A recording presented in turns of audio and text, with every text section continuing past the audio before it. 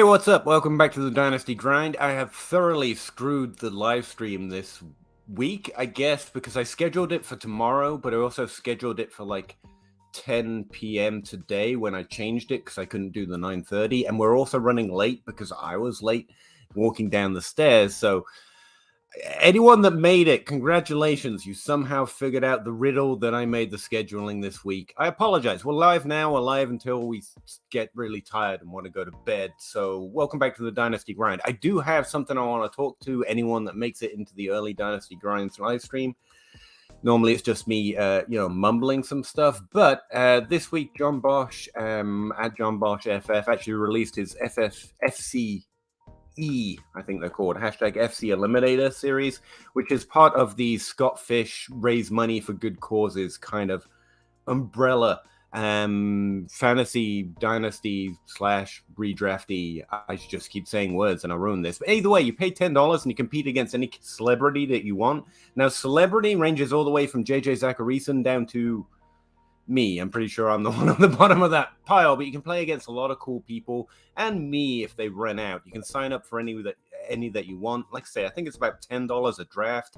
It's a lot of fun. There's a DM chat. Whoever's eliminator you sign up for is in that DM chat. Everyone that I've met who does it, including JJ Zacharyson, not saying I met him, I'm saying I know he is in his own DM chat. So if you go join one of his eliminators, he will be in there and maybe see your tweet and think, that guy's awesome. I'm going to have him on my podcast. You never know how you're going to make it big, I guess. So the FC Eliminators raise money for a good cause. They're a hell of a lot of fun. They're just a redraft version of the Scott Fish Bowl. So whatever scoring we're using for the Scott Fish Bowl, John tries to recreate on his own MFL setup. There's some interesting graphics. There's some really interesting people. And honestly, some of the people I've met in those DM threads, both signing up for them and having a few people sign up for one or two of mine, and I'm still in touch with to this day. We have great conversations. I've learned stuff. I've connected with people. I really still enjoy knowing on Twitter and other social media as well. So I highly recommend them just as part of the community to feel like you belong or you're part of the Scott Fish Bowl thing. Because I know if you don't get in the Scott Fish Bowl, even if you do, it's easy to feel outside of the group as someone who is not particularly well-known, famous, or even liked. It's nice to feel like I'm part of the group sometimes, and the Eliminators really help with that because you're an active participant in something to do with the Scott Fish Bowl. Everyone doing it is just awesome, and I really recommend him. This is his tweet. If you can't find it through his handle, at me on Twitter. I'm happy to send you the link. And since I've blathered on for long enough that we actually have a few people in the chat, if anyone wants me to show how you sign up, because you don't pay straight away, you just sign up, and if there's room for you, then John Bosch will send a collection form later. So type of celebrities we've got is all the way from Adam Levitan, and like I said, Addison Hayes, JJ Zacharyson, and yeah, all the way down to me. Liz Loza is the one I kind of want to sign up for, but I'm too embarrassed. I'm too scared to meet her, to be perfectly honest. Big fan. But if anyone wants to name a celebrity right now, I'll show you how you sign up for it. How's that? I'll spend my money. I've already signed up for the Jake Anderson one. Don't worry. This is the year I'm going to kick his ass. So let's see. You got a name? Anyone got a name? Bob, you're in the chat. Let me know. I can't sign up for Kareem Hunt, Marco. He's not one of the guys. Nope. No one? This is just getting embarrassing at this point. All right, I'm going to sign up for someone if no one mentions one. Travis May, I would like to kick his butt in an Eliminator too. You got an idea? Just one up from Travis May. One up from Travis May. All right. I can't find Travis now. I shouldn't have clicked away. Travis Smith, Trade Addicts Pod, you want me to kick your butt? Okay, all right. So you select the celebrity you want, which could be anyone great or the Trade Addicts Pod, apparently. You type in your name, you put in your favorite email address, your Twitter handle, and if you have a promo code, by all means, put it in there. I don't. And then you click Sign Me Up. That's it. Literally, the ones you sign up for, John will send you a message later down the line saying you signed up for this many, you signed up for this Eliminator, please send this amount of money to this pool. And when you do, you get invited to the group chat that is on Twitter. And, you get to engage in all the fun that's connected to that hashtag FC Eliminator. And everyone in your group chat, I promise, is actually going to be awesome. Fun to talk about fantasy. A lot of people in there that you're going to enjoy meeting. Or just help raise some money for some charity. It's a really cool thing, and I wanted to highlight that before we go live today. Anyway, that's about it from me. let's do the actual, Dynasty Grind type thing with Russ Fisher and Zach Reed and me just kind of sitting around, not belonging really. Welcome back.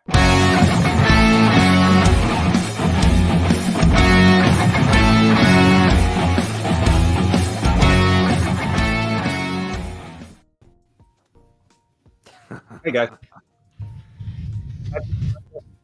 The Eliminators yet? What? Did I sign up yet? No, because if I sign up, that means more people sign up, which means leagues fill, which means I have to start working on setting up leagues. That's and true. I'm not there mentally yet. I'm not ready to do projections yet. I'll say that outright. Don't feel embarrassed about signing up for Liz Loza's. I have for the past I'm not doing at least 2 years been in Liz's Fantasy Cares Eliminator, and she is fantastic. It's one of those where you have that in the back of your mind. Don't meet your heroes. Absolutely meet Liz. No, she's awesome. No, I hate the idea of people that I admire finding out who I am. Like, I think Peter. It's the other way around with Peter. He just doesn't want his heroes to. I don't. I've stood across the street from Chris Christopherson after at least 5 of his concerts, as my wife tries to get me to go up and say hello to the very nice old man who's very nice and talking to everyone. I'm like, nah, don't hate me, and that's just what I do. I am not doing that. No. Very nice old man. He trained Blade to kill vampires. That's not a very nice old man. Saving the world. That seems fairly nice. Old man that looks healthier than I am. Just throwing that out there. But yeah, welcome back to the Dynasty Grind, where we talk Blade and concerts, apparently. Zach Harris, evening, gents. Thanks for the great show, as always. Haven't done it yet, but thank you. Thank you for the projection. A lot of pressure, Zach. That's a lot of pressure right here at the start. Wanted your opinion. Keep CeeDee Lamb? Yes. There you go.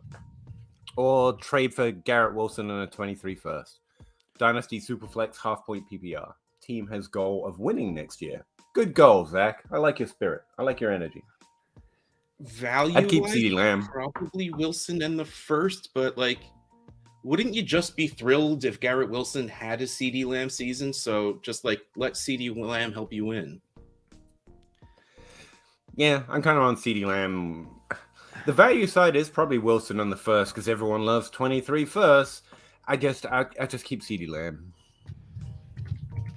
Yeah, I think you're both right. I want to make it be the 23 first because I too love 23 first. Love 23 first, yeah. But I'm still dubious on who in this class is going to hit. And even though I like Garrett Wilson, that's a tricky one. And so you don't want to give up CeeDee Lamb for just a 23 first.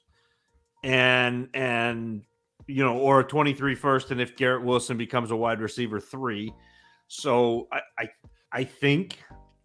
What would you say to trading Lamb for Garrett Wilson and a 23 first, and then going and flipping Garrett Wilson? I mean, even if you're, do you think you could get somebody like Keenan Allen for Garrett Wilson? Are we close? Plus. So yes, let's do that then. Let's trade CeeDee Lamb, get Garrett Wilson and the 23 first, get Keenan Allen for your Garrett Wilson, and then you have a top 15 wide receiver for at least the next 2 years. Plus, you've got your 23 first that you just acquired. I pulled up May ADP is on the DLF site now. Garrett Wilson is wide receiver 20. Just listen to the guys around him. I mean, let's go down to 25. Well, 28 because 28 is Keenan Allen. And then going up, skipping over rookies, Jerry Jeudy, if you feel good about it, Hollywood Brown, Elijah Moore, Amari Cooper, Rashad Bateman, Mike Evans. That's where you hit Garrett Wilson. Michael Pittman, Terry McLaurin, Chris Godwin, DJ Moore. You can probably flip Garrett Wilson. And if you want to add a little bit more for the guys listed above him, go get great points and still have that 23 first. But Zach, it depends on your league. If your league is active, assuming you had a rookie draft and it looked like there was action trying to go for those top picks, or if you in the league chat, if it seems like there was hype around those wide receivers, I'm the kind of person that would make that move, Yeah. and keep, because trying to win is awesome. Trying to win is, in the end, the actual point. But being able to do that and still being set for the future is the real way to win. Well, and honestly, we're still waiting and hoping on CeeDee Lamb to ascend to that top level wide receiver. Like, he's being valued as that. But we still haven't seen it. As much as I believe in CeeDee Lamb, as much as I want CeeDee Lamb to be that top tier receiver, he has not produced that way yet. And so the more I'm thinking about it, the more I'm loving the idea of flipping Garrett Wilson and getting Keenan Allen. Honestly, this is an easy value win for the Wilson and the first side. I was recently trying to write up an article. I'm not meant to be for DLF. I'm meant to be writing something else, but I decided to write something entirely different. Probably why DLF hates me. You can do that. You're British. And now for something completely different. I had to look through a bunch of trades trying to give estimations of value for the various different players I was talking about, or the picks I was suggesting that you could trade in for. And it occurred to me how freely we talk about trading for 2023 first. Like, the value of them is so much more than we even realize. Like, it's really hard to get them. In that, late second round picks and late first this year are trading up into the middle of this round or into the top tier if you add a player to it. It's like, that's so far below what we're kind of expecting people to accept or reject when we get comments for the Dynasty Grind, because we already know the 2023 firsts are a thing. And it was kind of stark to look at the value difference. So I can freely say that Wilson on the first side, you should probably take that. Dynasty process wise, I don't think you get him more than that. The reason I keep Lamb is because I, like all rookie receivers, I'm going to give him a 50% shot of not being a bust. Best case. And that's because I like Garrett Wilson. That first means that you've got insurance, which is why it doesn't matter. I don't care. I want to add players I definitely think are good. I definitely think CeeDee Lamb's good. I'm a coin flip on Garrett Wilson, so I'll keep CeeDee Lamb. This is strongly me taking the lower value side. I really think this is a lower value side in a straight up trade in most leagues. But it is an interesting conversation. It's really the get out of jail free card here is trying to win this year. That's the easy thing to say. If you're trying to win this year, CeeDee Lamb's probably the bet. But honestly, even if you're trying to win in most cases, that you're probably not going to get that value most times. If you're trying to trade CeeDee Lamb later, you're probably not going to get this kind of value unless he's what Zach said, unless he finally produces like we think he can do. I'm making that bet, but it is a strong... You could lose by taking the CeeDee Lamb side. I'm just okay kind of making that kind of risk. That's why I say CeeDee Lamb. I'm super sold on making this trade anyway now, because the DLF trade analyzer has Garrett Wilson and Keenan Allen like literally even. But I don't think that's right. Like, I think you're getting a decent plus on top of Keenan Allen. Like, because if you could walk and then flip Garrett Wilson for Keenan Allen in the second, you're getting Keenan in the first and the second. And that's, if you're good at moving trades, or even, like you said, your league's active, it's a very different situation. But I think in a vacuum, you guys are right. It's the Wilson in the first side in most cases. But if anyone asks me, or if it was me, I'm taking the CeeDee Lamb side. Yeah, I've talked myself into just going straight Wilson in the first. Yeah, I think that's fair too. It's weird to accept the duality of man. No, I just screw you. I like CeeDee Lamb still. Bob says I'm all over the place. What else is new? Yes, Bob, that's what they're called. Fantasy class eliminators.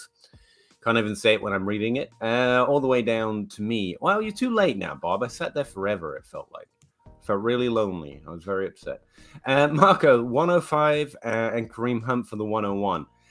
Based on some of the trades I was looking at the other day, I think you could get it. I think whoever has the 101 would be nuts to give it to you. Yeah, I'd rather have the 101 by a lot. But I've seen a lot. Yeah. You're right. Go and look in the DLF Trade Finder. It's bad. Like, yeah, it's kind of crazy. I want some of these leagues, but in my leagues, you have to pay like 2 first to move from the 103 to the 101. But see that and we should stop calling it the 101. At this point, it's just Breece Hall. There's no mystery. The 101 is Brees worth Hall. more than Brees Hall. Doesn't matter what That- your format is. Yeah, that though, the fact that you can go into the DLF Trade Finder and find a whole bunch of trades that are similar to the 105 and Kareem Hunt for the 101. Well, so like we get so caught up, and this has been kind of my latest crusade is the people who talk about fantasy football, the analysts who talk about fantasy football are so entrenched in these leagues where everybody is so plugged in and everybody is knows the DLF value and knows keep trade cut, knows you just keep hearing these things over and over that you forget that there are leagues where people aren't in on, like they haven't been watching these rookies since November. On our level. In fact, most They're not leagues, bored of them yet. most leagues haven't been watching these rookies since last November. So like, I have to really make myself stop and think, and I think the community, the analyst community, does a poor job of realizing that there are other leagues out there other than the super plugged in. Not everybody is a trade addict, They should be. I mean, that may be Bob, true. sorry. Bob also told me to sign up for Kuda Doodles, so I just she's did, wonderful. just to let you know, Bob. I also fan.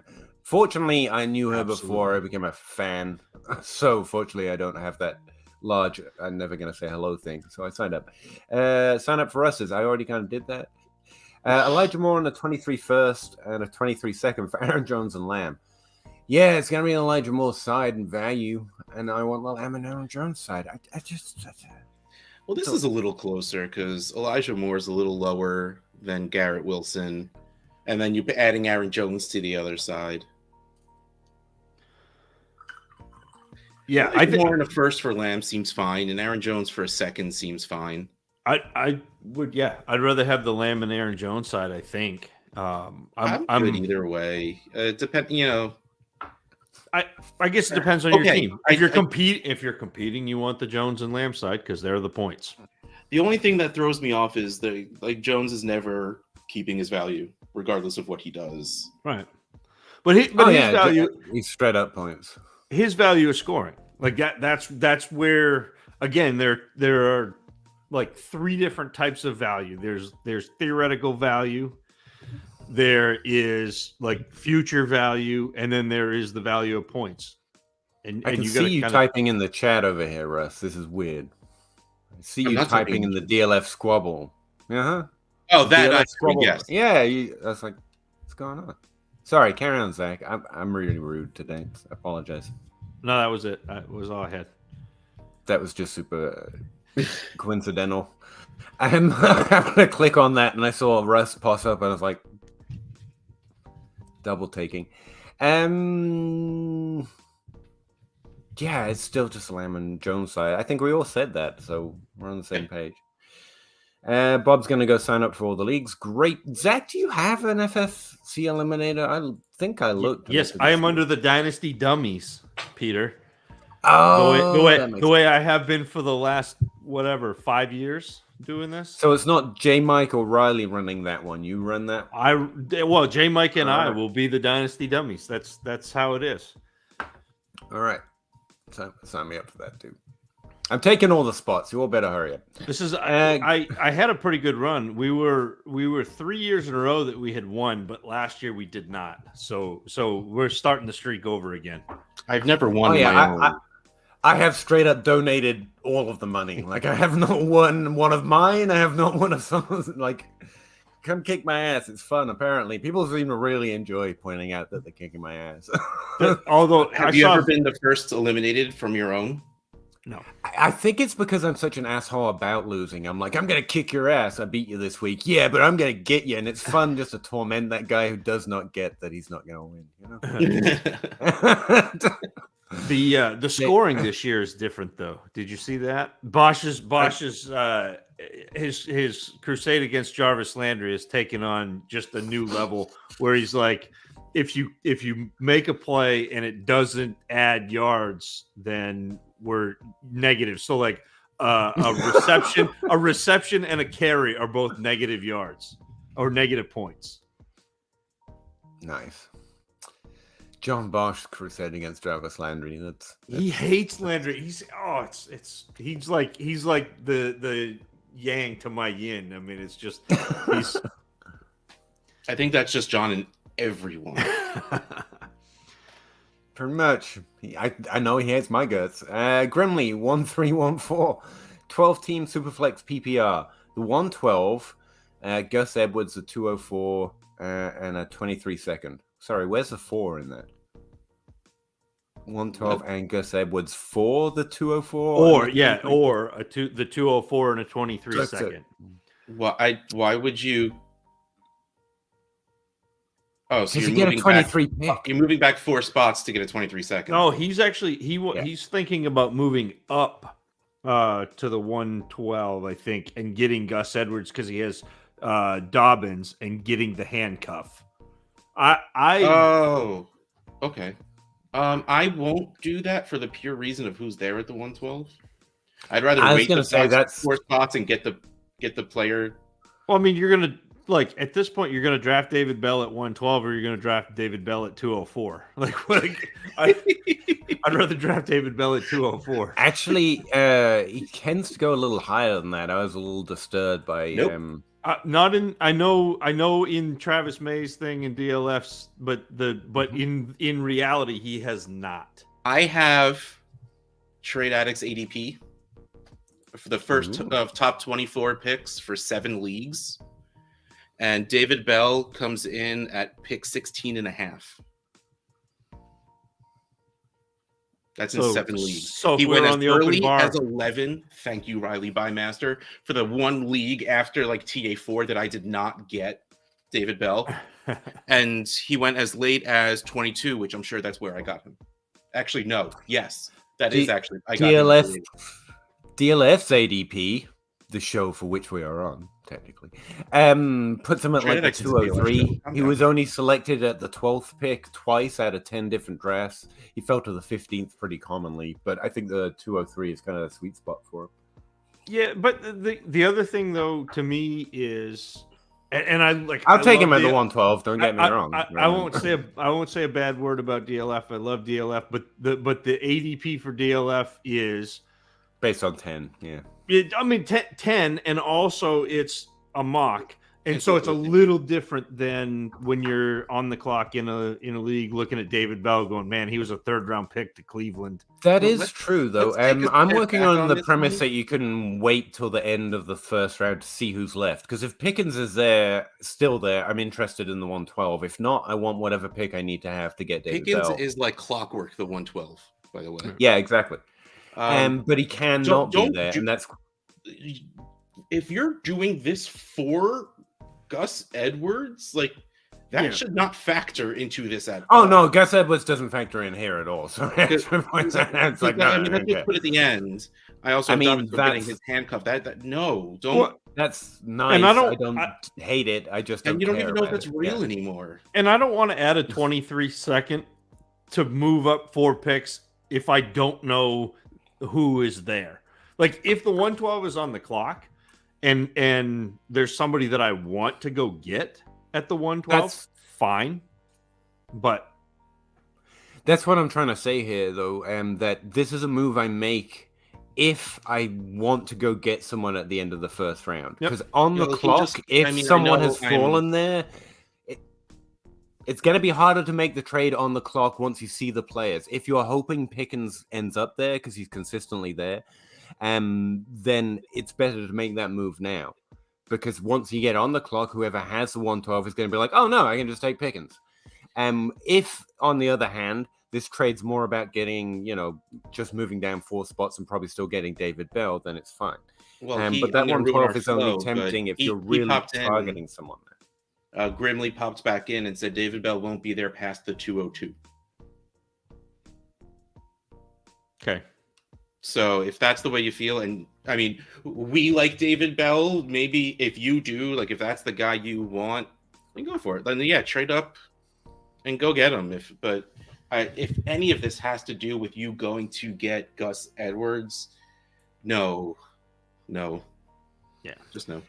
He's just not a risk. Yeah, Sky Moore, Watson, Doxson, George Pickens, and even James Cook enters into the end of the first round pretty regularly. And they're all jumping around a lot. So it's very much if there's someone there you want to pluck out and you think they're going to be on the clock, now's a good time to make it. If that's not what this trade is about, then I'm with Russ. Gus isn't nearly tempting enough to do it for that reason. So the Lamar owner has made some trades to become a contender this offseason.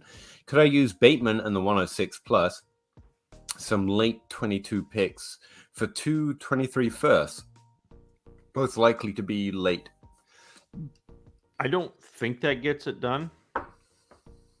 Wait. So he wants to send. He wants to trade Bateman and the 106 to get two firsts. Yeah, from the same guy. One shot, right? I mean, if that's enough value. Care about stats still? I don't know, like, because again, we're plugged in, and that's been a little debunked at this point. Like, it's really more of a DFS thing, and like, it doesn't really help much in Dynasty at all. Oh, the stack, yeah.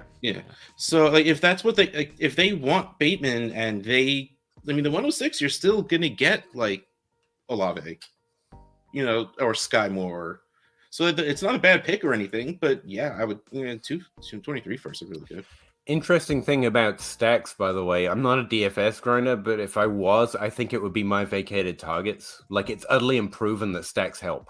It makes sense, it sounds right, and no one can prove that it actually helps you win.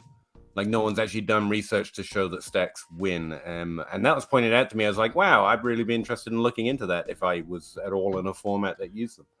But no one is, apparently. It sounds right. But anyway, sorry, that's a side point.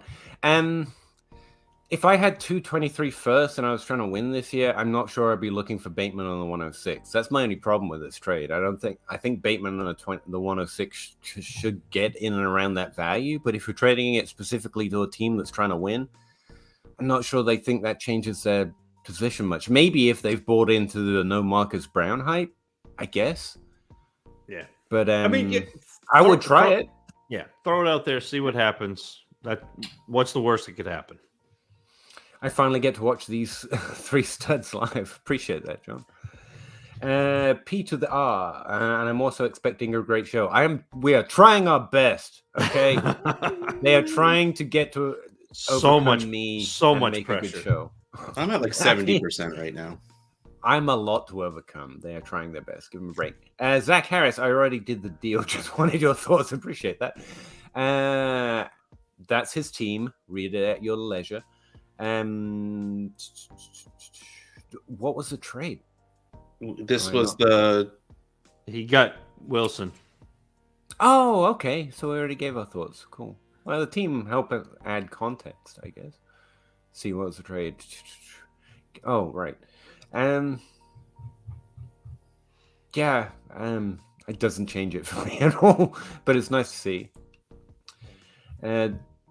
623 firsts. Here we come. Dang. Good for you, man. Tim Shady, sup, guys? Been looking forward to this show all week. I appreciate that, Tim. Thank you. So I'm having hard time keeping up with the chat. I think my internet's doing its crappy thing again because I keep the chat. You look good though. Oh, thank you, sir. I look good pixelated. I've been told that. Who has a higher upside, Christian Kirk or Allen Robinson? Allen Robinson.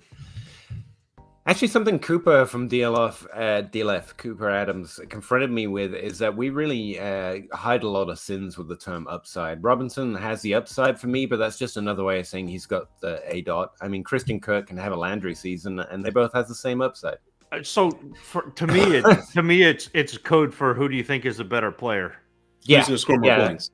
And that to me is when I say upside, I think that it's not this estimation of exactly. It's just who do we think is going to be better or could be better. Well, and usually when I say it, it's kind of in this context where they haven't been great. Yeah, recently. So like George Pickens is the example that I'll give in this rookie class where like I think he has the ability to be the best player in this class, but he also has the ability to fall completely on his face. So to me, that's upside. Like the fact that he talent wise is the could be Better the best player. player in this class. Yeah. And Allen Robinson is that in this this instance, Tim. I think so.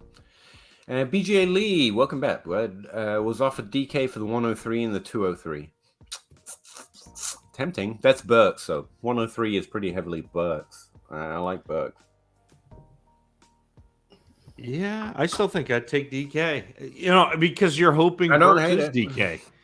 Yeah, exactly. Yeah, it's a boat versus maybe a boat Yep. plus a second. Yeah, I kind of like that. DK's bad seasons are still like wide receiver 8, so I'm not terrified with that with Drew Lock. I mean, I'm terrified of Drew Lock, but I think DK is really good. Yeah, that's really what it comes down to. And plus, he'll throw the ball and like a lot and far, and that's good for DK. Right. John Cooper, Christian Kirk's value has fallen significantly. I'm surprised to find out he had value. He got really pumped up by a few people last year, I know, and he finally had the top 24 season. Like that's the hype. Like we heavily bought into a disappointing final breakout season in year 4. Like I know I've been selling Kirk for a while. But that's part of I try to accept what a player is quicker than most. That seems to be where the edge is. And while liking Kirk a lot as a rookie, he just continually disappoints in the NFL in terms of what I thought he was going to be able to do. But anyway, back to your actual question. How I was feeling about his 2020. Yeah, I don't feel any differently. I think he's a good NFL player. I thought he was a great prospect. I'm not expecting a lot of upside and now on a worse team. Like he'll probably be a decent wide receiver 3 with a couple wide receiver 2 weeks. Yeah, but that's what I expect. Like that's what he's been. You know. Yeah, like you shouldn't be expecting more because he's got all that money or anything. He is what he is, but it's not. I think he's the only game in town in Jacksonville, which is kind of true, I guess, unless if you just Jacksonville. Marvin Jones, Evan Engram, Agnew. No, I all think they're better selling windows that we just buying skip over Visco like he doesn't exist anymore. Nah, I've been doing that for a few years too. I'm painfully mean. I know. Sorry.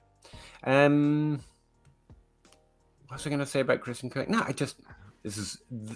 I don't like buying or valuing players when the whole argument is maybe the situation can make them a better player. I don't think that's how it works the majority of times. He came into the league as a big prospect when in college he had Johnny Manziel throwing him the ball. Yeah. Yeah. So he's good. He's good. He's just not better than he's been. I love all this Christian Kirk talk. Let's keep it going. Someone was going to give me Renfro and a 23 first for my Pittman. Decent.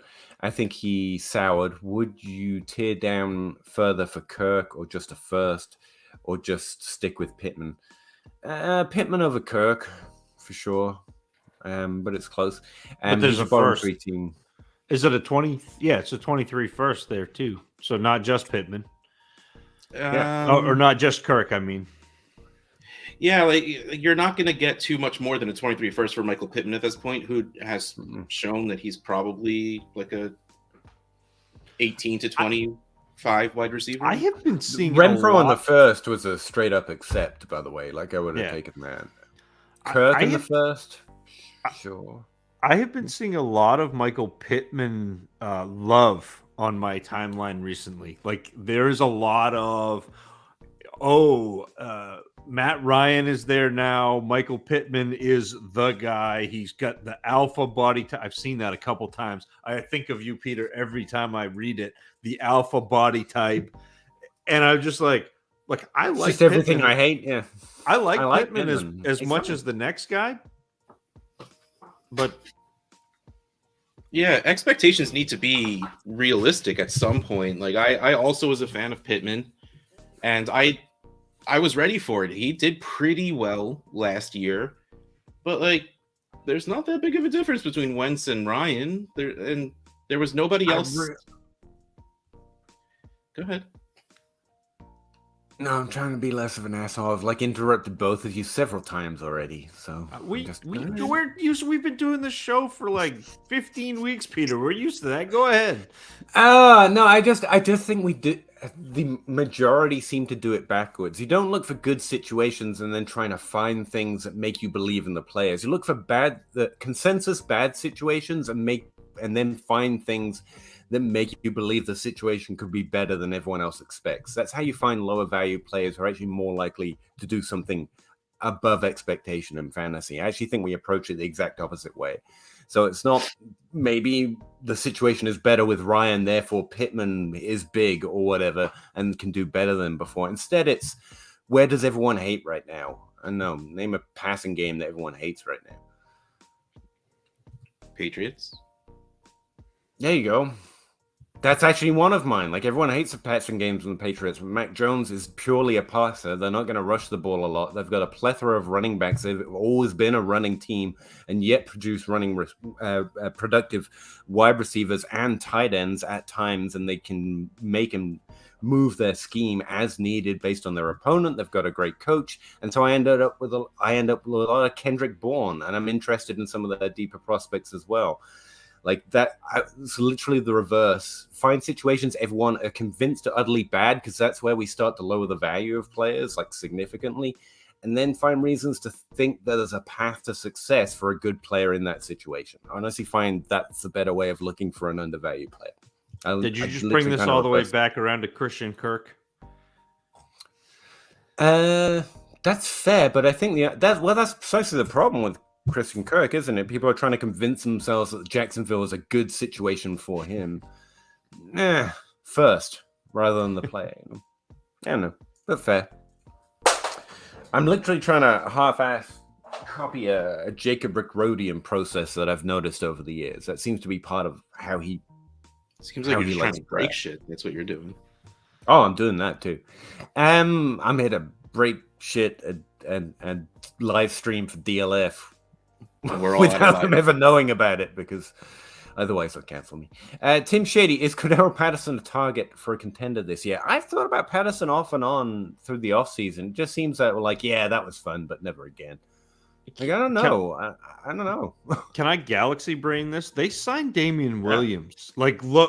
Like under the radar, Damian Williams, who always comes in and wrecks a backfield because he's actually a pretty good running back, as much as we don't like that for fantasy. I think we're just forever angry that he kept Lamar Miller off of the field. Yeah. When it really was just the coach making a smart decision and not letting Miller be a workhorse. Yeah. And then everybody in Kansas City who everybody loved, and it was always really Damian Williams, like whatever. I also grabbed Damian Williams off the wire after a rookie draft. Because, yeah, I saw where he was. I'm like, oh. Yep. By the way, speaking of that early second round we were talking about, it literally took me a second to figure out who Dameon Pierce is. I know there's nothing similar here except for running back that we think is good in a weird, but I was like, Dameon Pierce? Thanks for pushing Isaiah Spiller down, but Houston, only running back in Houston. Got it. But a lot of people a lot smarter than me liked him. A lot of people, I get it. This guy, but the whole narrative with Dameon Pierce is, Florida's coaching staff were a bunch of idiots and they didn't know how to use them, and they didn't use them, and that's fine. But like I watched him play, and you probably heard me say this before. He has the best vision of anybody I watched in this class. He is incredible from 3 yards behind the line of scrimmage until 3 yards past the line of scrimmage. And then it falls apart. I mean, that's something, though. Especially if you got a good offensive line, I guess. You could get a little bit more than 3 yards. It wasn't even a particularly strong take on the player. Depth running backs are just, roster him, whatever. I just not going to cost you anything to get him anymore. But yeah, back to Cordero Patterson. What do you guys think? Are you making an effort to put him on rosters for free, or? I mean, if he's free. If he's free, but that's that's where my line is. So that's how most of my rosters are. If you look at my running backs are like Kareem Hunt, Cordarrelle Patterson. I literally can't say the name J.D. McKissick by itself anymore. RB1, J.D. Same. McKissick. RB1, J.D. McKissick. And like, Yeah. I used to say Zach's RB1, J.D. McKissick, but like last night we're talking trade addicts and we're talking like the ridiculous how James Cook is Keyshawn Vaughning his way into the first. Yeah. And like, look, they say they want to pass the ball in the backfield. They tried to get RB1 J.D. McKissick on the team. I'm just like, I didn't even mean to do it. Yeah, probably not, Tim, but like, yeah, especially in best balls is where his name comes up to me. I'm like, I guess I'll add him in those last 5 rounds. Why not? Don't expect last year, but you know, I mean, maybe he'll be a flex play and you paid nothing to get him. So yeah, sure. Why not? The cheap running back, and maybe he's not as cheap as Cordarrelle Patterson, but the running back on the cheap that I'm adding, if I'm a contender, is David Montgomery, because people have he's been undervalued, underappreciated for years. You're looking at Chicago and their offense is going to be abysmal again, but guess what? He's going to get 200, 250 carries. They're going to throw him the ball 60, 70 times, and he's going to be David Montgomery again, even though you don't have to pay for David Montgomery production. It's gross, I admit, but that's the guy that I'm looking at adding if I'm a contender. We love to hate Damien, that guy. Yeah. Well, and it's so funny. Like, the biggest knock on Breece Hall is that he came out of the same school that David Montgomery was at. Like, that's what people are like. Oh, he looks like David Montgomery. I'm like, yeah, because he's wearing the same color shirt. Like, no, I was just wondering. I was like, I was wondering if, yeah, they are. I was gonna say David Montgomery is a good one, but honestly, as far as yucky running backs, I'm trying to roster. It's Clyde Edwards-Helaire and Miles Sanders, both below David Montgomery at this point, because they're not even going to get 250 carries. It's some kind of weird ass mix of 150 carries, maybe 30 targets if we're lucky, but it's the same thing. It's just you're gonna get a running back 2 out of that. That's fine, at least. No problem. Flowosaurus. Come on. I suck so many ways. John Cooper. He's talking to Tim. I get to move on from those, right? Trying to ship Mixon and Godwin. Best offer I have is a 23 first and a second and a 23 fourth. Take it if you're trying to ship them. That's actually probably. No, not both of them. Yeah, I'd send one of them for those. I'm not happy with it, but what would you need to add? Yeah, they would need to double it up, apparently. I think that's fair, but I mean, if you... Why are you trying to ship them out? That's the question. Like, yeah, that's the question.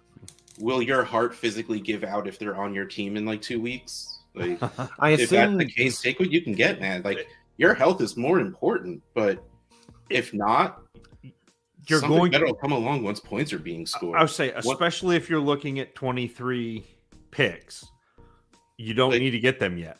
There's no reason Mixon's not going to do what he did last year. Yeah. So let him come out, score 2 games, have 2 games of top 5 to 10 running back numbers, and you'll be able to get that for him and still have Godwin and wait for Godwin to come back healthy. Absolutely. Get that for Godwin.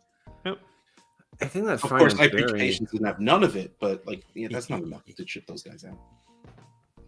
They have to be producing that the 5 teams in your league are interested in throwing away their first on it, and then you're looking at late first. I don't know. I just think that's if your team sucks and having Mixon and Godwin doesn't make you a contender already, then it probably does. It's because you're already trying to sell out. Yeah, they're probably giving the better advice, but I in my teams, I would fear, especially the way older running back values go, that I can't get for it first for both individually. But yeah, they're probably right. They're better at trades. John McGill, Superflex Dynasty, 12-team, 30-point PPR? That can't be right. It's just a PPR league. David Mills for Clyde Edwards-Helaire, a 3, it doesn't matter, and another 3. I think maybe it's a dynasty league with 12 teams, 30 man rosters, PPR. Yeah. David Mills for Clyde Edwards-Helaire and 3 third-round picks in a super flex. I want it like Yeah, I want Davis Mills. Like this should be CEH in the picks value wise, but like Davis Mills is a starting quarterback. Davis Mills is going to start this whole season. They brought in a wide receiver and a running back, so he'll have more weapons than he had last year. True, we're going to be stuck with the narrative of they're drafting someone in 23, and probably will be. But also, backups should be rostered in 12-man leagues. And in 2 years, probably. Davis Mills is going to have a chance to start somewhere else because he's shown that he can be a starter in the NFL. Or he'll go be a backup somewhere. He's good enough. Calm down, Zach. Like that wasn't even me. It's funny because you did this, and then I heard the groan. So I just did it with you. I mean, these are all points players, is what you're essentially saying. Like, Davis Mills is going to be a starting quarterback in 2022, and I agree with that. And Clyde Edwards-Helaire is a value running back in 2022. Neither probably have much value going forward. But if they're both points players, I don't understand why I wouldn't just, I guess, take the quarterback points. Yeah. I want Clyde Edwards-Helaire, but I mean, unless I'm on my teams, I could see me being in a position where I just really need to spend that to get a running back. Because like Zach was saying, my running back core tends to suck, so I don't hate it. But just in a vacuum here, like both are 2022 plays. And so it's just where your need is. You can get some very fun players in the third with those picks right now. To me, the line or the word or the phrase, I guess, that John used that puts me on the Mills side is this a smart investment? Oh, investment. Because I don't think exactly, Clyde Edwards-Helaire, if you're looking for the future, is the play. I think you've kind of seen him with his value peak after the rookie draft and then steadily decline, and he's going to be going into yet another year as a okay running back, but not. But you can get those picks. But I think walk out with like Justin Ross, and like I'm blanking, but like there's a lot of Isaiah Spiller. A lot of fun picks in the third round every year. Yeah, they won't turn out to anything, but it's fun. It depends. Brian Robinson's going there. Smart investment. Khalil Shakur, Dubs, Hassan Haskins. I know some people like Alec Pierce, Jalen Tolbert. Yeah, strong. Yeah. But yeah, that's the investment here. Like Davis Mills isn't a future investment, and I don't think Clyde Edwards-Helaire is either. That's what I'm kind of highlighting. But I think Mills is the only thing that I think maybe. I think Mills holds his value better. And if you've got a ton of quarterbacks, that means that there are other teams in your league that don't, which in season they may go, oh, I need a quarterback. And you'll get much more than CEH. It's a fair point. I just think with the value, like Gardner Minshew exists. Plenty of players have played quarterback fairly decently for a season. But you've had several opportunities to trade Gardner Minshew too. Like, maybe. When he got traded and stuff, yeah. Yeah. Okay.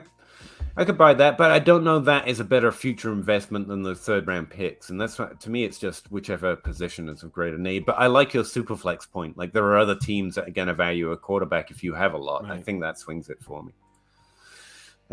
John Cooper. I don't know why I read that. Carl. 10-team Superflex PPR traded the 103 for Ridley while on the clock. Wait. Traded 305 with Ridley while on the clock. Michi and Ridder were still available. I'm surprised Michi was. He tends to be a second round pick from what I've seen. I mean, assuming that's Calvin, I'd rather have Ridley than anybody there, even with with everything. Yeah. I'm not particularly high on those two particular sleepers. I mean, he did it already. He said he traded the 305 for Ridley. Yeah, he's just wondering what. Oh, so he's asking if he did the right thing. Captain Carls. Yeah. Take Ridley. It is fall for Mechie to fall though. Far like for all. Mechie. Like I feel more certain that Ridley might get rumors he's coming back and his values swing up than those two do much of anything. Yeah. I mean, Mechie could end up being okay, and again, if Davis Mills does his thing for John, then Mechie is going to be successful. Really truther. Hi guys, I'm in a startup draft. Congratulations, man. That sounds fun. Mid 6th round. Somehow already traded 423 firsts. Okay. But traded some middle rounds. Next pick is the 8th. Is in the 8th. You suggest hanging in there, resist the urge to trade back in. It's really hard to answer in a vacuum, man. Okay, so here's what you got to do. Here's how I have. It doesn't say if it's a superflex or anything. It doesn't matter, but here's It what does. you do. In the 8th round, I'm interested in a lot of quarterbacks. Well, that too. Oh, that's right. But here's the thing, like the way I've been handling startups lately, and I found it works really, really well. Do exactly what you did. You just gained 423 first, but the thing is, you're going to trade up, but don't use those picks. What you do is, Yeah. 8th and 9th for a 7th and a 10th, and then constantly churn that over and over again. And sooner or later, you're going to miss a couple of rounds, but it might be in 16 and 17, and who cares anymore? Right. What you want your picks in the rounds that matter more. So keep trading up, keep sending 2 and getting 1 back. That's in a little bit, and then every once in a while you skip around. Like that's what You can fill up on the waiver wire afterwards. It's fine. Yeah. I'm in a 14-teamer, and most of my picks were done by the time we reached round 15, because in round 15, it was gross. So I'm like, I saw the writing on the wall real fast. So I just, after every single pick I made, I already started trying to trade up. I would be curious to see the start of that team. Like, I know we got the 423 first, which is great. I hope that you went young wide receivers in the picks that you did make. Right. And again, that's what I would be looking at in where you are, is going young. If you can get young and proven, great, but young. And I'm not worrying about running backs right now with that team. Again, assuming that you've played this. From the way it sounds like you started off, you've gone for value, which is a great way to play Dynasty. It's akin to a productive struggle type method, but you can't try and... Well, you can, but it's very hard to have your cake and eat it too. If you're going value, go value. Go wide receivers, keep those first, like Russ said. And yeah, you can keep trading up. You don't care about your later picks, so if you can continue to package up, go studs and duds as much as you can while keeping what you've already acquired. The great thing is, so you got 4 picks already in a class that we've identified as a class that you want a lot of picks if you're rebuilding. So you basically, like, you are already next year, rocket to the Ready moon. to start up. Yeah. And especially with good running backs too. So like you will be able to finish your team off by that next. Yeah, the great part about a class like that is you don't chat. even have to make those picks. Sorry, Russ, what was that? No, recovering Wrigley Truther. He's in the Cool Kids Club, and I thought I remember him talking about that startup in the chat, but I can't find it to see if what the details were. Grimley says David Bell won't be past the 202. I think his most common selection in DLS picks was pick 15. Right, so that was from right in around that. Yeah, if you want him, you're gonna have to come and get him. He's one of those clear players. The early second round are very much, if you want them, you better be willing to trade up to that 112 to the 203. You've got to get a pick in there and get ahead of someone else. But again, it's always going to be better to know your league. Like if everyone in there is a Zach Reed truther, then they're going to know about David Bell. I'm a Zach Reed truther. If they all pick up magazines just before the draft, probably not. They probably won't like David Bell a lot at all. Kevin Hobby. I think I've heard of him. Wait, I know him. What's up, fellas? He's going my friend deep from on work. brand with this question. Who's your favorite player to target in the 4th round or later of rookie drafts? Yeah, that's the article I'm meant to be writing. Thanks for a reminder, Cal. Yes, Zach. Who is your player to pick up in the 4th round? What's that? I don't know what you're talking about. Well, okay. Well, let's. You mean when I have traded 3 in? highlighted. I've liked the idea of Keontae Ingram a little bit, and then Yeah. Zach, this guy's good. I'm like, okay, nope, I'm there. I'm back. Let's do it. And then we're in the DFPN network rookie draft. and I get a bing. Okay, cool. Offer from Zach. The 405. He wants the 405 for like the 409 and something. And I'm just like, Another fourth, yeah. this bitch. I know what he's doing. Have fun. Go get Keontae. And then like, yep, right away. But the funny thing is, I didn't realize Corral was still there, or I should have taken Corral. But I've done that. I've done that. I've been like, oh yeah, the quarterbacks. Ah, well. Yeah, but yeah, Keontae Ingram is the guy that I'm getting in fourth rounds. I like his. I loved him on film. I liked what he was. You knew he wasn't going to get great draft capital, and he didn't. He was a 6th-round pick. But in Arizona with James Conner, James Conner, who I think nobody else. That's a win for Keontae Ingram. So that's the guy that I'm going to get in the 4th or later. Cal. Yeah, per DLF ADP in the 4th round, I have 3 players that I think I'm higher on than most that I would trade in to get. Keontae Ingram is one of them. I've actually already drafted him in one rookie draft in the 3rd, though. The other guy on that list in the 4th round per DLF ADP is Justin Ross, who we all know we take in the 3rd, so not that guy. And the only other one left is Tyler Batty, running back, playing for Baltimore. They're just going to run from here on out. So, like, everyone's going to be running, and it should be great. No, I thought he was more productive than we perhaps gave him credit for because of his poor combine. He also went in the 6th round as well, though. So we're talking about pretty deep prospects in that 4th round. Did you have thoughts on Batty? And that's not how you say his name, by the way. That's phonetic. That's not how you say that name. Batty. Yeah, thank you. I mean, he was fine. I thought that his... like he had 1,600 yards rushing, and there was another guy who was a former linebacker who had 1,600 yards rushing that we did in our catch-all show. And I said those are the 2 emptiest 1,600-yard rushing seasons that I've ever seen. And again, it's not that Beatty is a bad player, but it's landing in Baltimore. I mean, there are just a lot of obstacles to overcome there.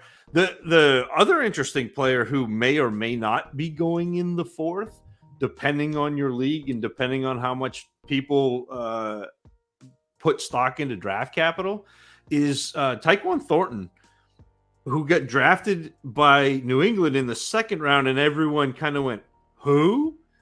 Well, over the last couple of weeks, I've been watching a little bit of Tyquan Thornton, and he does some things. It'll be interesting to see how New England deploys him, but he's actually really, really good post-catch, which you wouldn't necessarily expect from a burner, and he feels a little bit bigger than he's listed. So it's an interesting... Really weird. I'm kind of in the same place. My message to my Discord when I was finally looking at him after the draft was, it's a little awkward, but I think I have to rank this guy. Because his stats are actually fairly interesting. He's not a yards per team attempt guy. He's a market share guy, which is also weird given that the process moves on. But his age-adjusted market share on that offense is actually pretty good. Yeah, I have to rank him. Like, he's interesting. It's not a bad point. And I thought you were going to say Eric, by the way. No, as a comment, yeah. I mean, look, he didn't get draft capital. He ended up in Miami, where he's buried. I mean, it is what it is. I would love as a comma to be a thing, but it's a real uphill climb. So, do you think Russ is gone forever, or is it just? I don't know. I don't know. Cool. But yeah, those are some names I've heard. I heard someone on the DLF Trade flagship podcast mentioned Daniel Bellinger. I forget which one it was. He's like tight end 4 for the New York Giants now that Evan Ingram is gone, I guess. And he liked him. He hasn't really stood out for me, but people doing the DLF flagship show tend to be pretty smart. So that's a name worth mentioning as well. Bob emailed us. Appreciate that, Bob. Sorry for not inviting you to the stream after the stream last week. We all went to bed. Honestly, we just went straight to bed. Really truther. It's a 12-team superflex PPR, 1.5 tight end premium. He has Lawrence, Fields, Deontay, Andrews, Pittman. Also, love the value from trading out of the 1st. That's from Ridley Truther's draft that he's doing. Seems Yeah. decent. Don't know what that means. Nicholas J. I got the 103 and can't decide who to get between these three players. Wilson, Walker, Burks. Yep. After Hall, there's a tight three. And those are the three that you have to decide between. I finally faded Walker below them because he doesn't catch passes. I understand it. Like, I think he's going to be fine. I think he can catch passes. But I can't tell you that is the signal. The signal is that he has a lower floor and a lower ceiling than most running backs we'd ever consider in that range. Yeah. And just, I'm going to have to stick to the process. That's what happens to me. And I like Wilson, but I like him just as much as Olave. And so Burks remains my wide receiver 1. So I take Burks. Everyone keeps hearing people say Walker is the best running back in this class in terms of pure runner. And they hear Nick Chubb was the best running back in his class as a pure runner. And they equate the two, and they are not the same. No. I also think there's just a Derrick Henry narrative. We want running backs just to be Derrick Henrys. We want to go back to the days of 400 touches and 1 million rushing yards, and it's just very rare. I mean, the Seahawks is a place it's going to happen, I guess, which is why I'll give it to you. And I honestly think Walker was very good at running the ball in college, but I'm not going to pretend I know the future. I just know what happens on average, and Walker is a lower floor, lower ceiling guy with that kind of a profile. I think Zach's left me too. No, I'm here. 3 firsts this year. 3 firsts, 4 seconds next year. Do you have any players? Like any? Just get running backs. No, not this year. Don't get running backs this year. Like, there's one. And then I'm really interested in White in the second round, but that's about it. Yeah, get Wilson and Burks if you've got both those picks. That's what I would do. Yeah, and I have Burks over Wilson, but for what that's worth. Wait. Yeah, I said that. Yeah, yes. Same place. Just trying to find it. Forget it. Sean, where do these top rookie wide receivers fit in your dynasty rankings? Good question. Lower than normal. Yeah, I can actually pull it up and find out. But my wide receiver 1 and running back 1. Actually, I'd say Hall is close to the top 12. I usually put the running back 1 in my top 12 just to get it out of the way, so I'm ahead of everyone else. This year it's slightly different though. I think I check it out based on how my rank compares to the average of other superflex drafters, and I found myself to be perilously low. To be honest, I don't have an easy column to identify career yet. I'm such a noob. Why don't I have that? Let's see. I should know I need that. Let's see. I have Treylon Burks in here in the 6th round. Yeah, that's pretty low for my rookie wide receiver 1. But I am 29 picks higher than the average on Burks, particularly in my again, just get it out of the way. These guys are going to shoot up the ball by the time August gets here. I've got him right next to Devontae Smith. Drake London in the same tier because I have them in the same tier as wide receiver rank. So it's Devontae Smith, Burks, and London all clumped together along with aging veterans who should score more points, like Keenan Allen and Mike Evans. And again, that's in the 6th round of a standard. No, that's tier. Draft round would be 5th round. Yeah. I've got him. No, that's an NFL draft. I can't read my own damn thing, Zach. Help. I mean, look, for me, the great part about not writing for anybody and having my own podcast where I'm not beholden to anybody's, I don't actually have dynasty ranks, Sean. So I am fairly fluid. I will tend to look at ADP and say, hey, I would prefer to have Treylon Burks over somebody like Michael Pittman, a little bit over McLaurin, especially if I'm non-competitive. But rankings, I think, and the thing that we get caught up with in rankings is when you're ranking for a competitive team and ranking for a non-competitive team, those rankings are different because all of a sudden Burks becomes more valuable. Somebody like Keenan Allen becomes less valuable if you're non-competitive because he's 30 and he's going to score. So again, I'm probably a little higher than Peter on Burks and Wilson and that top tier of this class, but not much. I mean, you mentioned Devontae Smith, and yeah, they're probably right in that same range. That's where they graded out for me, was just a little bit. Burks was a little bit lower than Devontae Smith in terms of a film grade. Did you figure out where you're? Yeah, I got the draft round set up to DLS ADP instead of my own ranking, so I can't actually easily calculate which round I have them in, but I think it's around the fifth, sixth round. I got to convert that over. But I mentioned the players, so that's got to be something, right? And Nicholas J, not to mention 4 firsts in 2024. Yeah, I just... No running backs on your roster. Yeah, it makes sense. I'm wondering who you have on your roster. Mr. Mole, hi, fellas. 12-team 1 QB. Give DK Metcalf for Hollywood Brown and a 23 first. Yes, I would do that. Yep. I'd be very happy to do that. I want the Hollywood Brown side just in case it's not click. Seth, looking to age down at tight end. Age down's an interesting phrase. Which side needs to do something? Which side needs something added to go from Waller to Hawkinson? Waller than Hawkinson. So nothing to me. Yeah, I mean, I think the consensus, the general feeling is going to be Hawkinson over Waller. I mean, yeah, just because of the age, although you've seen Waller score. So Devontae Adams, so Waller's dead now. Yeah. I mean, he was already dead. He had Hunter Renfrow. # team big Clemson wide receiver. Yeah, it's just, especially when you're talking about aging down, definitely don't do that at tight end. Look, I know Dynasty's Dynasty and value is value and all that stuff. It's just not true at tight end. There are so few that matter that whether they're old or young, just get the few that matter. Hawkinson is good, but so's Mike Gesicki.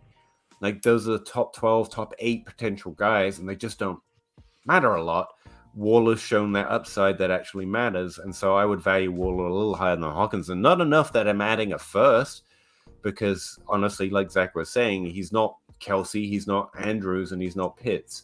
So Waller's value is higher, but within a similar tier. But I can't bring myself to play age at tight end, like especially at tight end. I don't care. We're really far behind. 12-team Superflex, Lamar Jackson and Sutton, 109, 112, 205. So far, L-Jax. Yeah, probably Lamar Jackson. Sorry, it took me for a second to realize that you were actually opposing, like, that or kind of hid there. Like, it did not occur to me someone would do that. Yeah, Lamar Jackson. What QB would you target as my team's third QB? Ryan, Goff, Winston, Wentz. I liked your answer to this last week, Zach, and it was Goff, right? Yep. Similar question. Yep. Whatever. Yeah. You're fine anyway in all of this stuff. Well, and again, if you, I like Goff in this. If you are in a league that does not penalize interceptions as harshly as, say, like the Scott Fish Bowl, then Winston's not a bad one, because I think he'll throw the ball over the field. He may go 32 and 32 again, but it doesn't matter if you're not being penalized for those interceptions. Yeah, if you're getting 4 points per touchdown and -1 for interceptions. Yeah, shake it. I'm not fixing my sheet. Leave me alone. Never got the stacking thing. Never really helped me in best ball, redraft, so on and so forth. Hayden Winks does some work on stacks, but they're best ball focus. I'm not even saying it's not viable or not usable. It's just someone pointing out who heavily plays best ball, he's never read an article proving it helps. Not that it doesn't, just like no one's proved this thing everyone takes now as gospel. And Well, that's where I start. Like, what can we show happens more than 50% of the time? Just that. Just give me that, and then okay, sure. Well, it's like do you know the thing that you swallow 8 spiders a year in your sleep? Yeah, I've heard of it. It's not meant to be true, is it? It's like everyone like talks like that is fact. It was spread as a lie on purpose. Yeah, like to prove the point. That makes sense. It's like, it's funny, we use the word meme as those stupid pictures with the words over it, but a meme is a real thing. Like, that was the first like modern day study in the mimetic principle, where if you say something and you say it loud enough and in enough places that seem authentic, people will just start spouting it like fact. That's how my history teacher framed Hitler. Not to bring in a weird Hitler reference, but he was like, that was Hitler's kind of the goal of the way he did propaganda. Well, he said it loudly, with confidence, and often was the way he phrased it. And it's like, that's all you need. Adding the authority space is a good point. If you're saying it from a podium loudly and often, then people assume, well, he wouldn't just be doing that, you know? That was a weird Hitler side. So let me do another one. I like the bootstraps one, where the literal meaning has been inverted, and you only have to think about it for like 3 seconds before you're like, oh yeah, that's the opposite. Pulling yourself up by the bootstraps is meant to articulate something that is impossible. Yeah. Like, it was meant to be a joke. What do you expect me to do? Pull myself up by my bootstraps? As if you can levitate. And now we take it to mean something people should actually attempt to do to work themselves up from where they're at. Because we're not talking about fantasy football anymore. I heard something super interesting yesterday. The word Nimrod, get rid of that. The word Nimrod, where we use nowadays to mean an idiot, actually means to be a good hunter. But really? Bugs Bunny called Elmer Fudd a Nimrod sarcastically. And ever since that day, people just thought it meant an idiot. Wow. And so Bugs Bunny changed the definition of a word. I love cartoons. That's awesome. No, I actually, sorry, we'll get back to fantasy football in a minute, but one of the conversations I got into with my wife when we were like dating-ish, she just told me she was someone I really want to talk to, was she was going through the amount of cultural references that actually come directly from Stephen King. She was like, the amount of tropes and just the way we see the world is from this author. You think, because I was in my university phase of only authors that are in the classic section are of any value.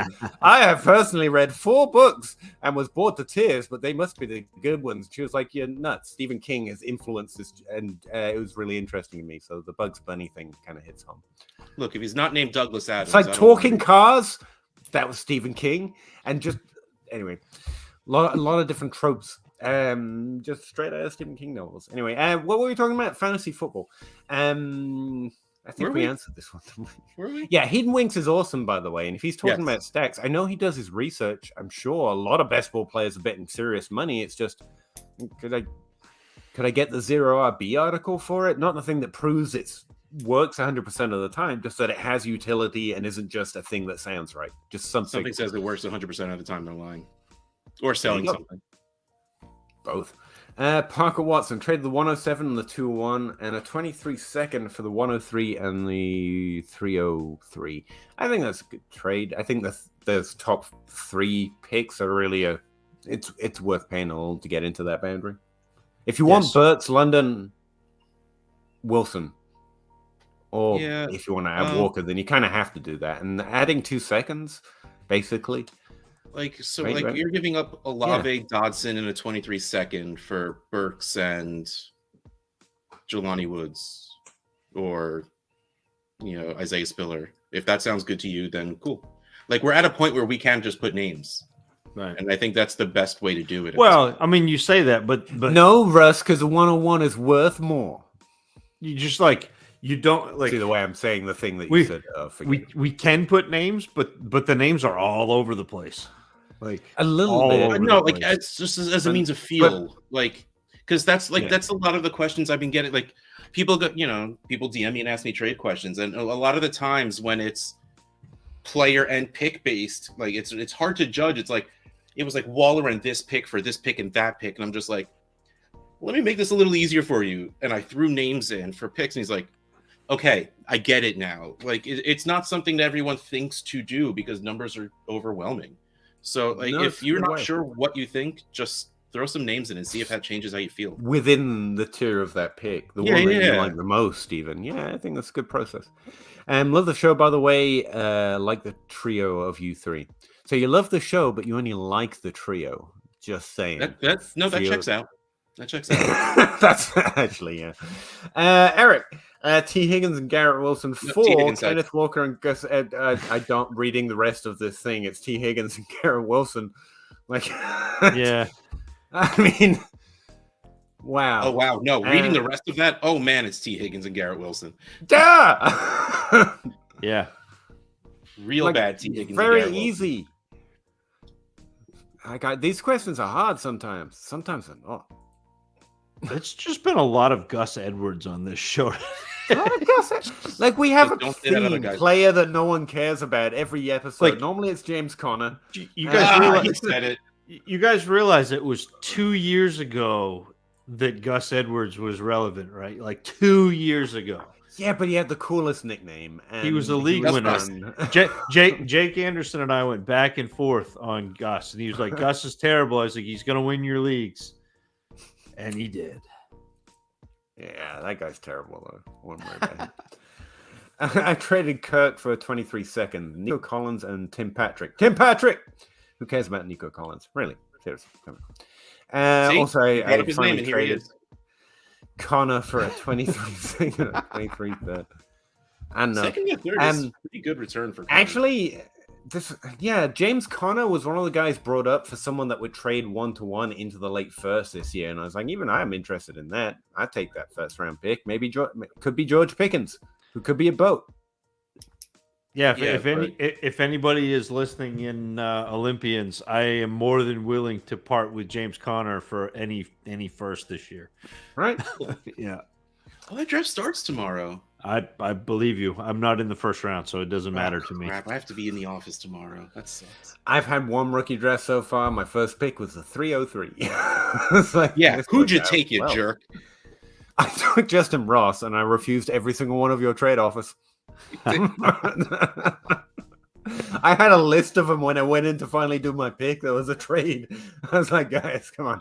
Not doing any of those. Silence of the Lamb.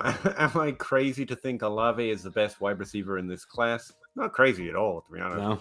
I mean, Wilson is consistently ranked in tier 1. Yeah, I think that's just... sorry, I don't mean to keep talking before I've read the full thing, but Olave is pretty exactly the same as Wilson, even only 3 months older. Yeah, I actually have him neck and neck at this point, and I'd give the edge to Olave. I've been talking myself into Wilson because that's where he's been talked about as a different prospect so much this offseason. I realized it got into my head. Like, there's no great separation between the two for me. Like, they're outside that top tier, and I like both of them. They're fine. I really like I really liked the idea of Garrett Wilson, and then I saw him mocked twice in a row to New Orleans, and that's what got me like, I want Garrett Wilson in New Orleans. I like it. And then it's like, oh, Olave went to New Orleans. I like that. But like in my head, I already built up that Wilson's like it could very well just have been like, nope, too late. Wall's already built. It happened to me. I got so comfortable with Wilson being the third guy, and I liked Olave, but why did he stay in that year? And that's the only reason he fell for me. And when I realized that, I was like, I'm moving him back. Trade out of league. Olave went 103. That's fine. So running back, Olave. Paul and those two wide receivers. This class is so flat at the like all the way through, but at the top. So like film grades, I have Burks as a clear 1. I have Pickens as the 2, and then from Garrett Wilson all the way to essentially Olave. It's all the same. Like, this is all the same. All of these players are all the same. Wilson, Bell, London, Pickens. Ross, Williams, Olave, whatever. So, yeah, Silence of the Lambs, have at it. If you have Olave as your 1, I tell you what, something I want...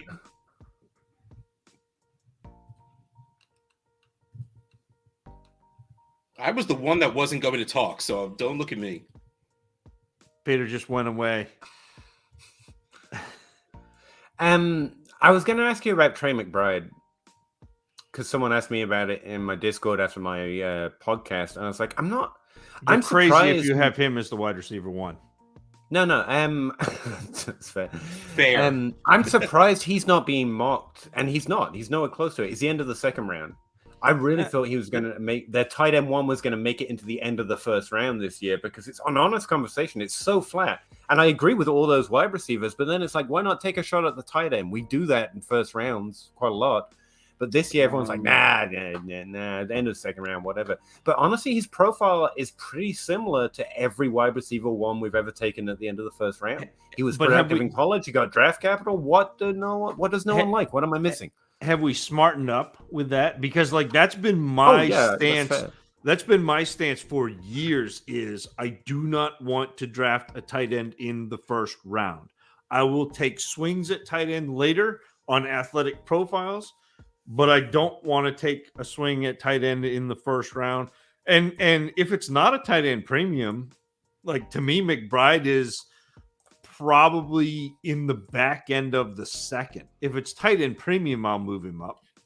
Here's the thing: when I was doing my draft board, I vibe with that. Don't 17. Take a first round tight end, but I can easily get everyone I like out before the end of the first round, and there's room for him there.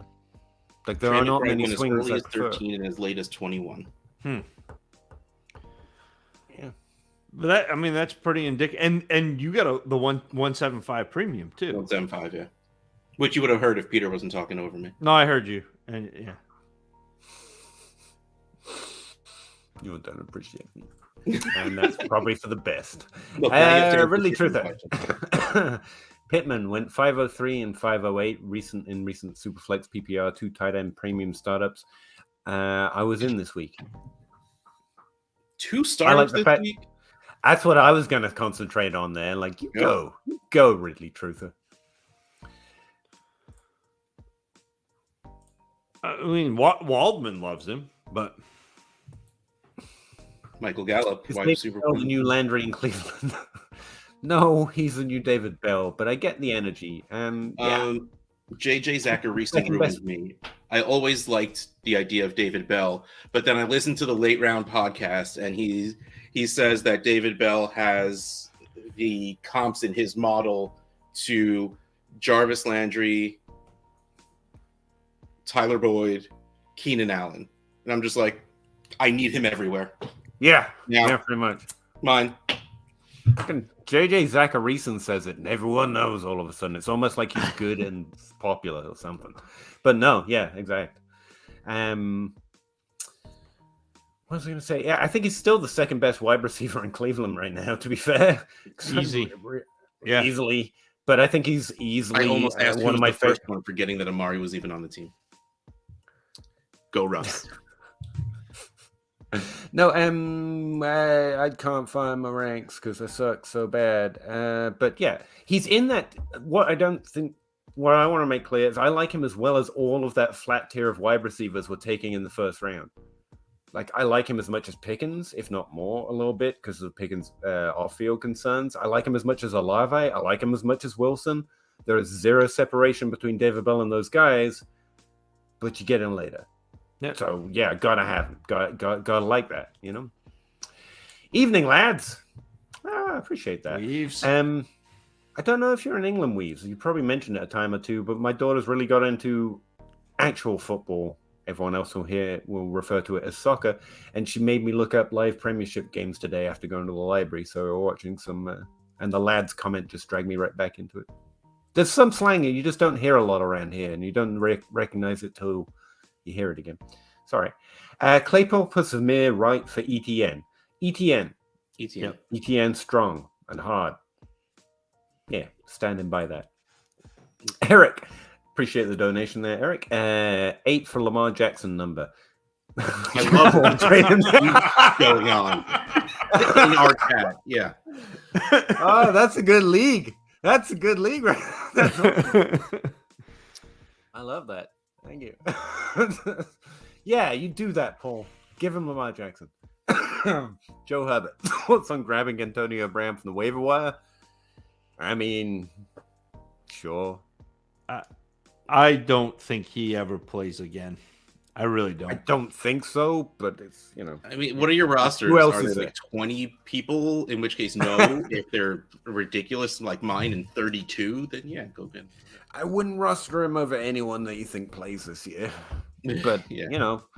Team over the cliff till I die. Yeah, probably if I've got the space. Why not? Loving the grind, fellas. Appreciate that, J-Rock. We love it too. Silence of the Lamb. Lamb or AJ Brown? AJ Brown. Don't make me choose. But I think I'd take Lamb. Yeah, I've leaned AJ Brown. I would Fair Lamb, enough. but just a niet. Olave in a 23 first or T. Higgins in a 23 second? That one I'm taking Olave That's in the close. first, and that's close. I like I think yeah, it's real close for me. It's even. I'd probably take the first side in a vacuum. You're gonna like T. Higgins, aren't you? Russ is taking Higgins, yeah, and that's fine. Like I can't fault you for that. I mean, value wise, it's probably pretty on. Whatever makes you happy. I just am looking at that 23 class, looking at 3 to 5 quarterbacks, looking at 3 to 5 running backs, and looking at 3 absolute stud wide receivers, thinking, man, that could be an entire first round. Zach, just looking at studs. Now, I had John Hogue. You might know him from the Superflex Never heard of him. Never heard. And that energy we all share of, I think this, but do what you want. Make yourself happy. It's good. I can be wrong a lot. He's so called me out on that every time. He was like, that's not an answer. You can't just say do whatever. I mean, what are we doing here? He really hated that. But I personally appreciate that. Don't pretend that there's a fact that you know and others don't. That's it. Like I can give you my answer, but that doesn't necessarily mean that you have to go that way. I'll give you my reason. I will say when I think something's just obviously there is an answer there, but most of this. So stuff I was listening to this little podcast called the Dynasty Dummies. I don't know if you guys never heard of them. Never heard of them. And vague some guy recollection. was talking about listening to advice but in the end you need to make your own decisions. And then he goes on to say this silly thing like, I don't want Scott Barrett drafting my players. I don't want you, J Mike, drafting my players. And in my head, I'm like, I want those guys drafting my players. Yes, here's my phone. Do it for me. No, I do actually think a strong part of the thing we try to do, whatever it is at this point, I know it gets called a lot of things, including an industry, which I still don't think fits. But like part of it is just being someone can take your opinion and then get mad at you if it doesn't work. Some of this is stressful and it just wants to be fun. So give me an answer, and if it doesn't work, I got someone to say it was their fault. And I'm not happy to be that guy. I'm really happy to be wrong. I'm very happy to say something, and if it's wrong, I'll own it. So I do think that's part of it. Don't get me wrong. But at the same time, ugly cry. Where were we? Bell went 209 in a 12 teamer I did today. I was very surprised. Was it you, John? It better have been you, John. You're here. Don't disappoint us, John. Go trade for that. Appreciate the information. Yeah, he fell as low as the 21st pick overall in those 10 mocks that DLS did for their ADP. Henry, I traded down from the 202 to the 205. That's a really minute drop in mine, and landed Bell at 205. That's nice. I was debating 4 players at 202. That's the great thing to do if you don't know who to pick. Just go back and let other people make the decision for you. It's within a tier. It's an incredibly good idea. If you can get anything, if it's within the same tier as Mike called me out and Mike Daddy's Home called me out on Twitter today, I mean, take a 4th, whatever. If it's truly within a tier for you, just take whatever you can get to go down a little bit. Joe Herbert, you're not talking to us, so I get to go away. I really wanted a late 3rd and traded Tim Patrick, aka Fireball Jones. Is that his nickname? I love Tim Patrick even more. I love Tim Patrick even more. No, who was it? It was Connor at Connor LaPlatte. It was in my Discord the other day saying maybe KJ Hamler isn't dead. What if we're wrong on Sutton and Jerry Jeudy and KJ Hamler came along? And I was like, Tim Patrick season. I will take any opportunity to say Tim Patrick season. Well, now you're saying Fireball Jones. Now I'm saying Fireball Jones for a fact. For the 310 this year. Who you think I should target there at the 310? Keontae Ingram. Yeah, that's a good one. Justin Ross. Traded for Kyron Tim Williams? Patrick. Oh wait, Tim no. Patrick. Yeah. Fireball Jones. Justin Ross, Keontae Ingram, Kahil Shakir, and Brian Robinson are players I try and get some shares of, as well as Pierre Strong and Kyron Williams. But if you're going to name one player, yeah, Justin Ross or Keontae Ingram are probably the two of the top on my sleeper board, which means they suck because they're sleepers. But keep Tim Patrick or Fireball Jones, as he is now known. J-Rock just about finished in one rookie draft, and another two started this weekend. And next, so keep the content coming. We don't know how to stop at this point. Yeah, it's a J-Rock. problem. Don't you worry. Paul Cicero, awesome name. What is a better way to build a PPR dynasty team? Zero RB or heavy RB? Paying $8 answer to that have first? us tell you to trade Lamar Jackson. That's the way to build a dynasty. No. Just give it to him, Paul. So I don't think that there is a better way to build. And Depends again, on this the is going to draft. be the cop-out answer. But for me, it depends on the draft I'm in and how people are building around me. Because if people are building RB heavy around me, then it's easy for me to go zero RB and stack up young wide receivers.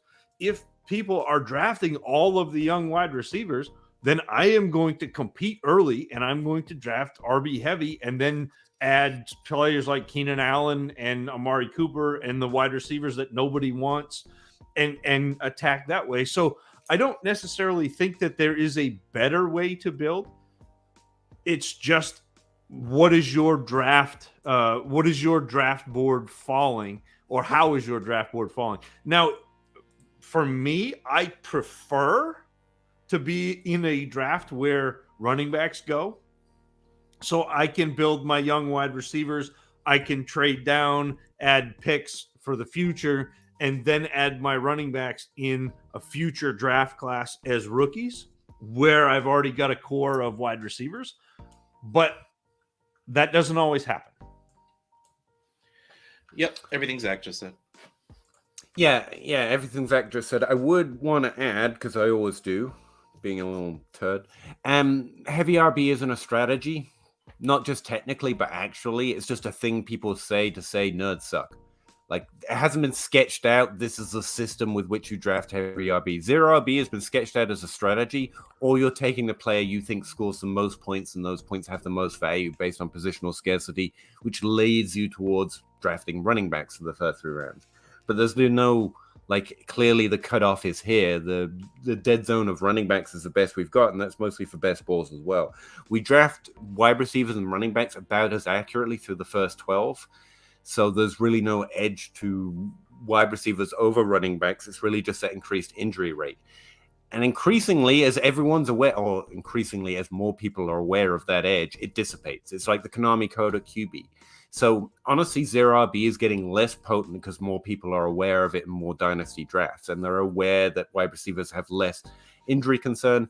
And in the same way, rostering your own backup is a negative process. At this point, so many people are aware of that, there's almost no value in knowing it. The edge is dissipated because too many people have adjusted well enough for it. It's like knowing quarterback shouldn't be drafted early because of late round QB. At this point, it's adjusted for enough that those being drafted early are typically those ones that should be drafted a little earlier.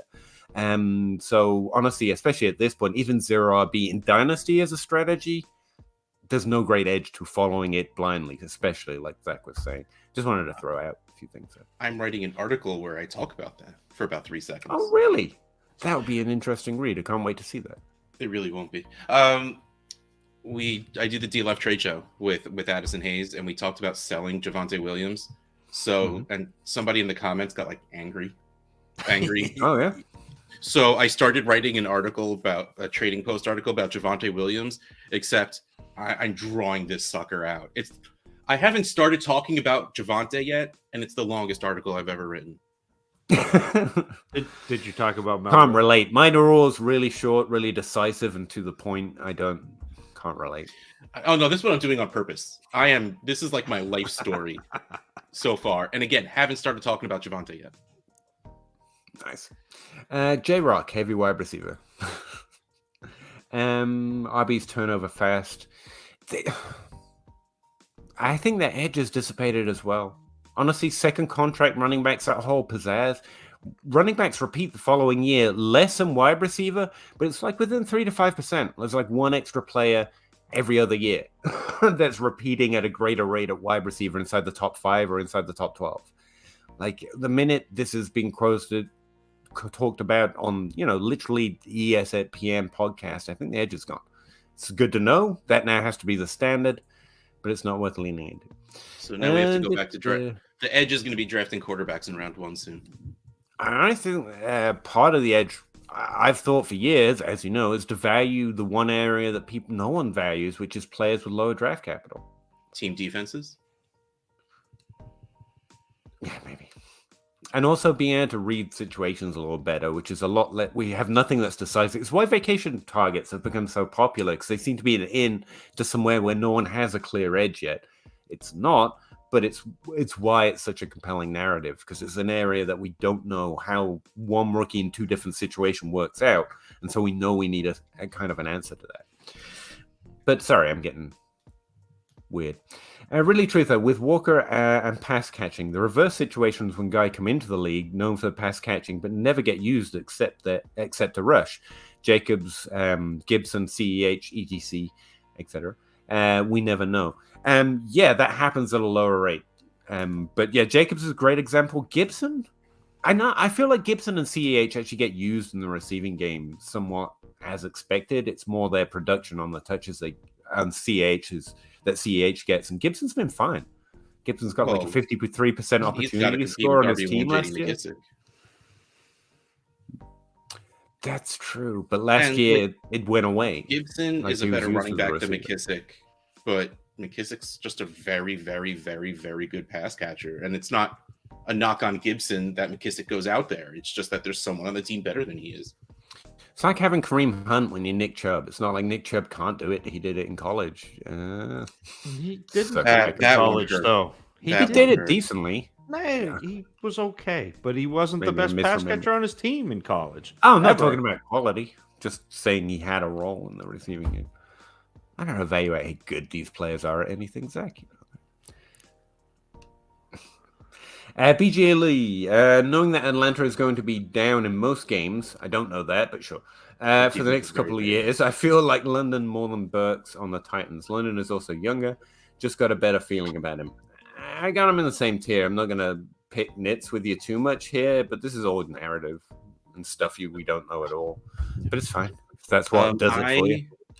I have the Dynasty Wall Street team with Kane Fassel in the Dynasty Trade Calculator Listener League. We had the 101 and 102. We took Brees Hall with the 101, obviously. And at 102, our team is complete and utter trash because we did a dispersal and purposely just took all picks. So we took London with the pure fact that Burks is better and probably safer, but he believed that London had a higher ceiling based on everything you just said. Atlanta being terrible, Atlanta passing the ball more, London being the only wide receiver there, but I mean, Pitts is practically a wide receiver. So but again, it's all dealer's choice. It is all whatever taste you're feeling right then. Because the situation is such a 50-50 bet, again, I think the better process is find what everyone else thinks and just take the other side, because it's easily could be that Titans are a better landing spot. It's actually literally happened with the Titans before. And so, yeah, this leans me more heavily Burks, if nothing else. I like the fact he's spelling it with an E, by the way. I don't know if that's a homage to me or just the fact that's much more fun way of saying Burks. No? No one else likes that? Homage to you? Typo spelling. You spell things wrong? Because I'm an arrogant son of a bitch and everything's about me, obviously. Who are you again? That's a fair question. I don't know. I'm a jerk, apparently. Yeah, that worked out perfectly. Good timing 45 minutes ago, John Bosch. Fair. Big Rig gave up the 206 in addition to the 107 Jameson. Good process. To get the 103 Drake London. Yeah, I think that's fair. I like you. that. And Marlon Mack doesn't matter here, but whatever. Cool. Yeah. I If like you that. want, if you want London, that's a very fair trade to go get him. I'm gonna spam your YouTube chat with FCE sign up. Yeah, do it. See, Go he for wasn't he wasn't here at the beginning, or he'd know that He you already doesn't. did that. But I yes, know, right? continue to do it. John Bosch also doesn't appreciate us. Medium Clemson wide receiver. Okay, cool. No, he's very small, but he's the best one. FF Lefty. Sorry, I'm lurking. What's up, gang? That's perfectly okay, man. You can just chill. It's cool. BJ Lee, just want to see how far behind you guys Not are. bad. Time is 10:51. For us, About half an hour. That's not good too for bad. us. it's pretty good, pretty good. Seth, is Davin Cook's assault charges at the end of last year still a thing? I assume there's still a thing, to be honest. Or has that been swept under the rug? Both? Is that a thing? Yeah. I legitimately have no recollection of this. Wasn't he the guy Wasn't that was at the like, Pro video Bowl? in that hotel Wasn't that Kamara? lobby? Oh no, it was Kamara was. There was Kamara one. Yeah, the Kamara one's the one I'm thinking of. I Davin had Cook no assault idea charge. Dalvin Cook had assault charges. Assault and Sorry, I was battery, getting it mixed up with Kamara. falsely imprisoned former girlfriend. He denies it. I don't know. I haven't got anything beyond that. Blood. We're I've definitely never not heard doctors. We're really, really not lawyers. Don't know. I do know the NFL is always gonna overlook for talent when possible, unless it's financially a negative thing. So I don't know, man. I'm assuming salt charges don't just go away very often, but not the people who are gonna find out first. Calvin Hobby, history grind. Sorry, yeah, we did get into the weeds there a little bit. Stephen King's favorite band. This is how far behind we are. This is how far. Favorite band is AC/DC. I believe that to be true. Stephen King has got some of the best band recommendations that you will ever find. He turned me on to James McMurtry, who is fantastic. He turned me on to Josh Ritter, who is also fantastic. Stephen King has impeccable musical. He used to own a radio station in Bangor. I used to listen to 100.3 WKIT, Stephen King's rock and roll station. No, he's That's big weird into and hilarious and awesome. Yeah, I've heard. I met a woman who met Stephen King once. That's my claim to fame. No way. I've also cool. met him. We've talked about this before, though. Oh, I've met two people that have met Stephen King. That's cool.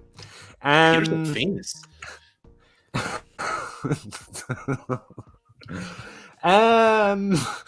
Emma, sorry, wants to know if 109 is enough for Marcus Brown or what pick would be. I'm with you. I don't think the 109 is near enough for Marcus Brown. Like, I don't get really tempted till we get to the 103, 104. I really like Marcus Brown. And everyone else hates him, which just makes it easy to like him even more. I think you're probably right. I think in most leagues the 109 gets it done. Yeah, that's the thing. I want and what would I? Man, like I put Hollywood probably right under the three wide receivers. Yeah, I would say probably 105, 106 is 105, 106 is what I'd want for Hollywood. Yeah. And next we have a ranking question. Do we want to go around the table, as it were? She asks, how do we rank London, Wilson, and Burks? Again, all my ranks are literally pinned to my timeline in that database, but take that and read it backwards. Yeah. Yep. So Zach says Burks, Wilson, London. Same.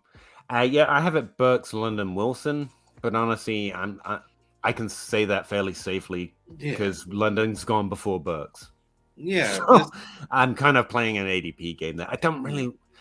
There's no reason to me dispute it based on his statistics. I trust Zach's evaluation. There's a little bit more of a question on whether it can convert to the NFL, and I'm okay just accepting that someone else might know something I don't. It's that simple. But the way my ranks read are Burks, London, Wilson, and honestly, London and Olave, like we said before, are the exact same thing to me, so I'm fine. Please sell me on Burks over Wilson. Anyone want to take a swing at that one? I mean, it wasn't really that close for me. Doing Not even like a little bit. it wasn't like doing my film evaluation. Like Burke scored a solid 5.5 points higher than Wilson, 5 points higher than Wilson on a 100-point scale. So I do think, like this year, it happened to me with Wilson, like I was talking about earlier. But it gets so in the marasma or whatever it is, ether, that obviously Miasma. one player is, thank you, better than another. That this question seems reasonable. But honestly, if you have a process, go look at both through that lens. And Burks is like you say, 5 points. I would say twice as productive in his situation than Wilson. Like one was significantly better. That's not a reasonable answer to an honestly asked question, but like one was significantly better. I can't think of a better way of answering it, because if you like if you really general want, understanding of how bad Burks is, like it's not true. it's been really cool to hate on Burks for the past. Like Yeah. I think he was so good, and he got out so far ahead. You know, when people are doing their early evaluations, that everyone got bored with having Burks at 1. And so they've been trying to find ways to tear him down, and that's not how my process works. My process is I'm going to do my film evaluation, then I'm going to listen to the guys who are doing the analytics. If we see something different, I'm going to go back and watch. If we see similar things, then I'm going to shrug and say, okay, we're good. Then we have the draft. They got first round capital, so that doesn't change anything. So there you have it. Burks was my highest pre-draft. He got first round capital, so the NFL liked him. He's my highest post-draft. Like that's just it. If you want to hear me wax poetic on Burks and Wilson, go back and listen to the Dynasty Dummies shows that we did pre-draft the Hootenanny. It's one of the first couple episodes we did was the wide receiver show. And it would be the first wide receiver show because they were both in the top 5. Mm-hmm. Yeah, their profiles are somewhat similar. Burks is better. Let's put it this way: at age 19, they both play below the average of players that go on to succeed at age 19. In yards per team pass attempt or market share of receiving yards, two of the best things to age adjust. In their second season, they were both above the average at a fairly similar rate. They both are around 3.2 yards per team attempt, which is well above the age average. In their third year, because JSN came along, Garrett Wilson gets pushed down the depth chart, but his performance on the overall team production also dropped. Because it's not market share, it's not JSN pushing him down, it's his performance relative to how productive the team is. It dropped below the age average, which doesn't mean that he's a bust. It just means he regressed somewhat and didn't do quite as well in his third and final year in 2021, whereas Burks continued his climb. So it's not that Wilson did badly, it's that Burks did not do that bad thing and made him half as productive, whether you look at the average, best year, multi-year, peak production, however you want to look at it. Burks has none of those flaws. Wilson has some of them. It's still a good profile. Like, it's just 9. It's just... And Wilson could easily be the better player. Like, not every player has the best profile, but they don't compare well. That's the best I got. If you're looking for the guy who compares best to hits, it's Burks. To the stats that I look at, and the way that I look at him. Weeds, I took McBride at 112. I feel comfortable with it. I like that. In a 2 PPR. My TEs are a mess. My tight ends are a mess. Was between him, Cook, and Dotson. Yeah, That's what I don't mean mind about that. late first round. I don't like the idea of taking a tight end late first round, but the wide receivers and the running back in that range, I'm like, I don't mind taking McBride over that, personally. Peter, I'm a diehard Man City fan. Been here since the dark days. I inherited Wolverhampton Wanderers as a football team, so I don't have to tell you I know what pain is. Paul Cicero, Eric, you will never get Lamar. These are my 2 favorite people at this point. Weez, 12 team PPR, tight end 2 can't read words. Ross. Tight end 2-point PPR, 12-team PPR. Like, I didn't need that. Anyway. Ross, Pierre Strong, Keontae Ingram, or Dolce at 3, 1, 12. You're taking Ross over even Ingram? Yes. Yes. Again, the ceiling. I think it goes, for me, it goes Ross, Ingram, Dulcich, and Strong. You like Dolcic a little bit? Or do you I not mean, like he's Strong? fine. I think Pierre Strong landed in New England, Peter, and he's really fast in a backfield that has like 8 running backs. That's So fair. I just take the running back over the mystery tight end. I don't have much of a strong opinion on Dolce, but yeah. That's all I was asking. Not that you're wrong. Yeah. Team Clemson, big wide receiver.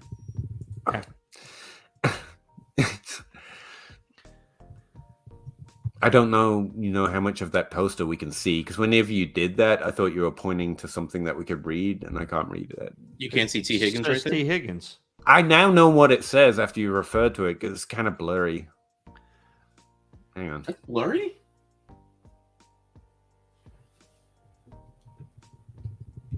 That's me. Yeah, it's just where it reduces it to such a size. I didn't know what you were pointing to until I figured out through context. That was me. I saw yeah. me for a second. Yeah, he's right there. That's true. Yes. We get off topic, don't we? We have fun. D Solder. Trade Cooks and Cooper with a 23 second for Hardman, a 23 first, and Jameson Williams.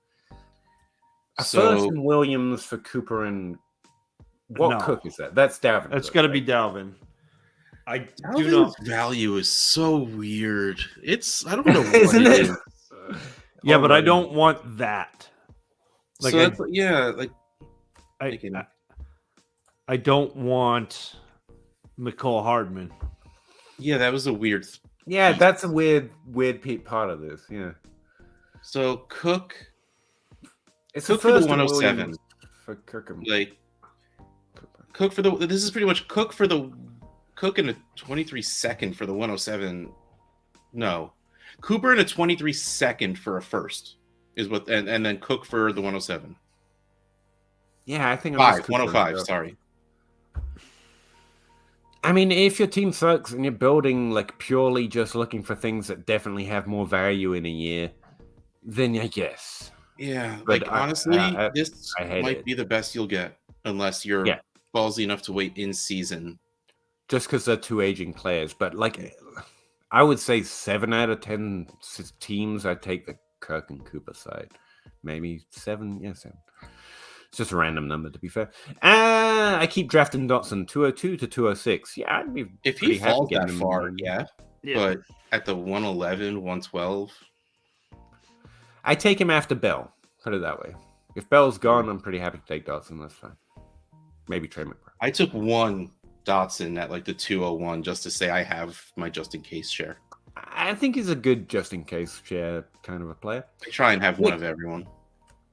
Hey guys, thanks for always putting on entertaining show. We try our best. They try their best around me. Thoughts of Devontae Smith plus a 23 first for the 102 and Gabe Davis. I would rather have Smith in the 23 first. Smith in the first. Yeah. I mean, we just said that we like Burks straight up. We have Burks right close to Devontae Smith. So there's your 102 and Smith. Wait, so I would said that Burks is close to Devontae Smith. I said that in my ranks. Oh, okay. You were at the room at the time. Yeah, I lost my phone. I didn't know where it was. It took me a long time to find it. Here, take mine. I can FedEx mine over if you. Man, like Devonta Smith is worth nowhere near the 102. Like nowhere near it.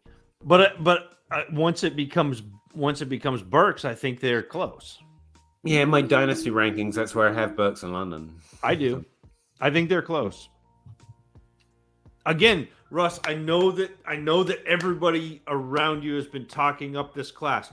In my ranks, in my film grades, this class is not great. Oh no, I was thinking more along the lines that Smith has probably just dropped a lot. In May, DLF ADP, Burks is wide receiver 16, Smith is wide receiver 29. Yeah. Like that's pretty far apart. They're further apart than I am, but yeah. I just, yeah. But again, I still would take the Smith in the first for the 102 and Gabe Davis. But unless like if you have that one dude in your league that's like there's the Gabe Davis person and you could flip into that person. But otherwise, you're that. I think if you take that, you're this dude. You're that. Yeah, dude. that's also a very fair point. Or just you're super into the draft class. So there you go, Nick. There are our thoughts. Take them for what they're worth. Sorry, they're not better. Eric, post-draft trimming of a roster. Who would you cut between McCall Hardman and Rondon? Okay, so you're gonna need to go. You're gonna need to go to your local ATM. You're gonna take out a $20 bill because that's the smallest denomination that they'll do.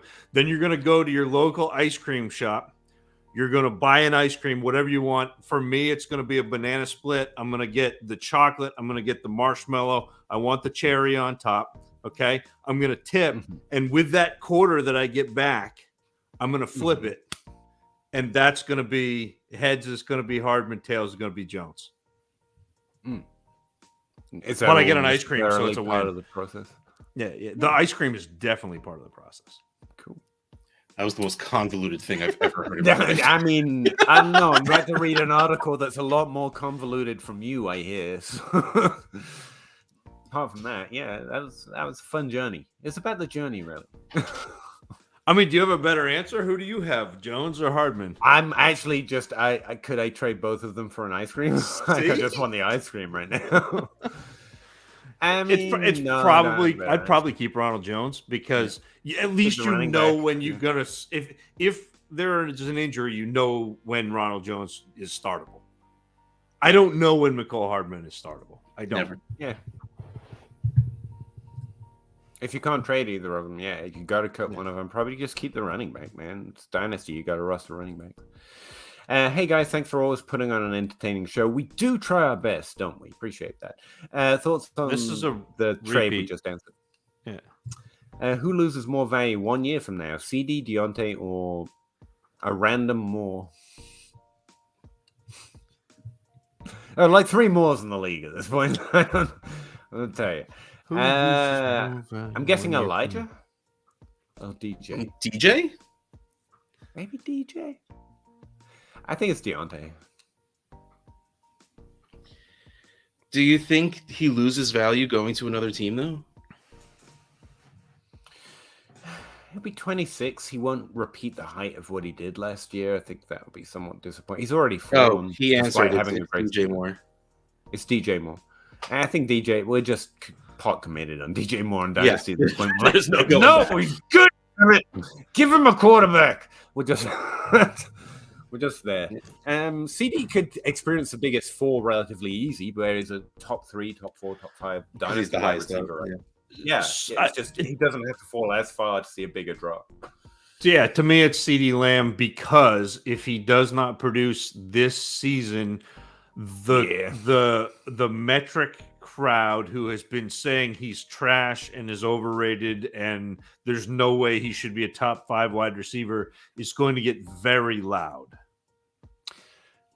I would like to point out at this point, dear Chad, I am a fake nerd. Please don't come at me with a hate reserved for the metric crowd. Fake nerd. Appreciate it. Guys, we got no more comments. I guess everyone got bored waiting for us to get here. This is a good time for me to go get a drink. Entertain the people. There are no people. Entertain the people. There's 41 of them. There are literally 41 of them up there. Do a dance. This is so weird. I feel so put on the spot. I have no idea what to talk about. I don't know. Peter's definitely a metric crowd, though. Don't let him fool you. It's funny, as someone who's always says that he's like, hate me guys. He really doesn't take many stances. No. But I think that is. I saw somebody on Twitter the other day say, I wish people would come out with stronger takes and say we know. And I'm sitting there going, we don't know. What we can do is teach you the process. What we can do is say, okay, this is how I arrive at my conclusions. and then you can use that process or tweak it, which I would probably advocate because maybe you don't like some of the things that I do. Yeah. Brees Hall over Javante. I would take. Ooh, really? Yep. I mean, I am, like we said before, writing an article about selling Javante, but the value of Javante is higher than the value of Brees Hall. So I don't think about it in terms of value. Javante, like value wise, obviously, Javante is the pick. Point of the article I'm going to say is drop down and get some extra stuff. Yep, I think that's a good article, Russ. I appreciate you writing it. How do you have a favorite Douglas Adams book? Like, pick one of the series. I'm in the middle the of first reading. Gently. He wrote a Doctor Who book that I'm in the middle of reading, and it's wonderful because I enjoyed.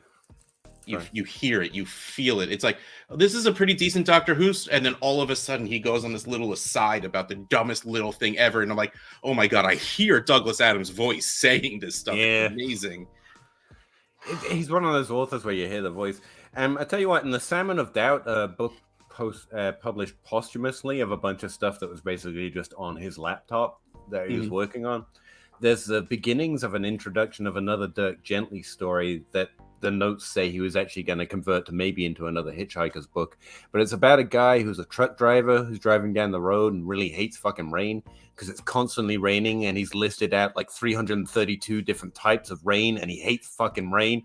And what he doesn't know is that he's actually a rain god, and the rain just loves him and wants to be near him. And I don't know why, but that one part of that one book has followed me the rest of my life since I've read it. Like, I want to read the rest of the story, and every time it rains, I end up thinking about that truck driver, and it doesn't drive me mad. It's a really nice thing to be thinking about when it rains. Yeah, it's awesome. That's not a book, but it's one of my favorite Douglas Adams things. That is awesome. Yeah, I am broken. Now I have to go back I got start the complete Hitchhiker's Guide from the beginning. Pretty cool. Salmon of Doubt, but yeah. There you go. What was that about? We need stronger takes. No. I was saying that there was somebody on Twitter who had said, I hate the wishy-washy takes and the we don't know, but to me, it's that's it. If you're giving strong takes and saying I am sure, you're being disingenuous. Yeah, that's the problem. I mean, I don't know what you mean by stronger takes. I mean, we do ranks. We talk about how ranks are a little flawed, but ultimately we put ourselves on the spot of 1 versus 1. Yeah. I mean, how much stronger does it get? The rest is hyperbole, surely, and I'm less interested in it. But I do it sometimes, a little bit. But it's like, honestly, it's like the Burks-Wilson thing. Like, that's the strongest I can get. Like, Burks is heavily twice the prospect Wilson is. And when I break down the profile, it's like, but there's a reason that last year is different. Ultimately, they were similar up to that. I mean, I can pretend there's something that's decisive in that one profile is closer to the average, but I know Wilson's good. Yeah. I mean, what do you want? The truth, or me to pretend that I know something everyone else doesn't? I mean, if you want the second, then, I mean, there's literally 1 million people who will take your money. You'll never get any better. You won't have better information, but you'll be getting that good. I have the high T content feeling, I guess, if you want it. Oh. It's out there. Don't worry. Are you guys getting more worried about Lance? Started out worried. Started out in the barrel of worried. Worried now. No, but I have remained there. Put it that way.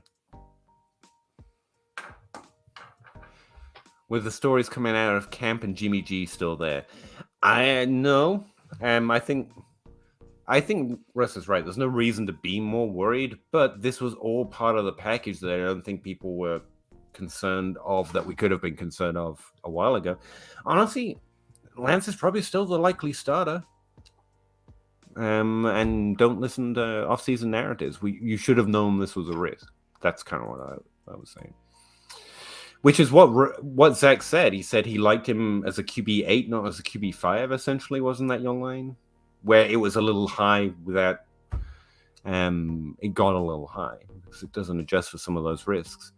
Javonte 100% over Brees. Like, okay. That's the harder takes we want. This 100%. If you think otherwise, you're wrong and you're an idiot and you should quit this game. No, you see, it's that hyperbole around it because Zach very strongly said Hall over Javonte. That's his firm. He just didn't call anyone an idiot while he was doing it. Yeah, that's not. I'm an idiot. Hall over Javonte. How's that? There you go. Now it's just as strong. Remember when Spencer Rattler was the front runner for the Heisman and the first pick in the 2022 draft before the 2021 college season started? If no, I have some 2023 draft picks to sell to you. Okay. And Right. I'm not interested in 2020 before Zach explains how there are good prospects there. I just know how we've already decided 2023 is a good year. It's pretty clear from the trend of value.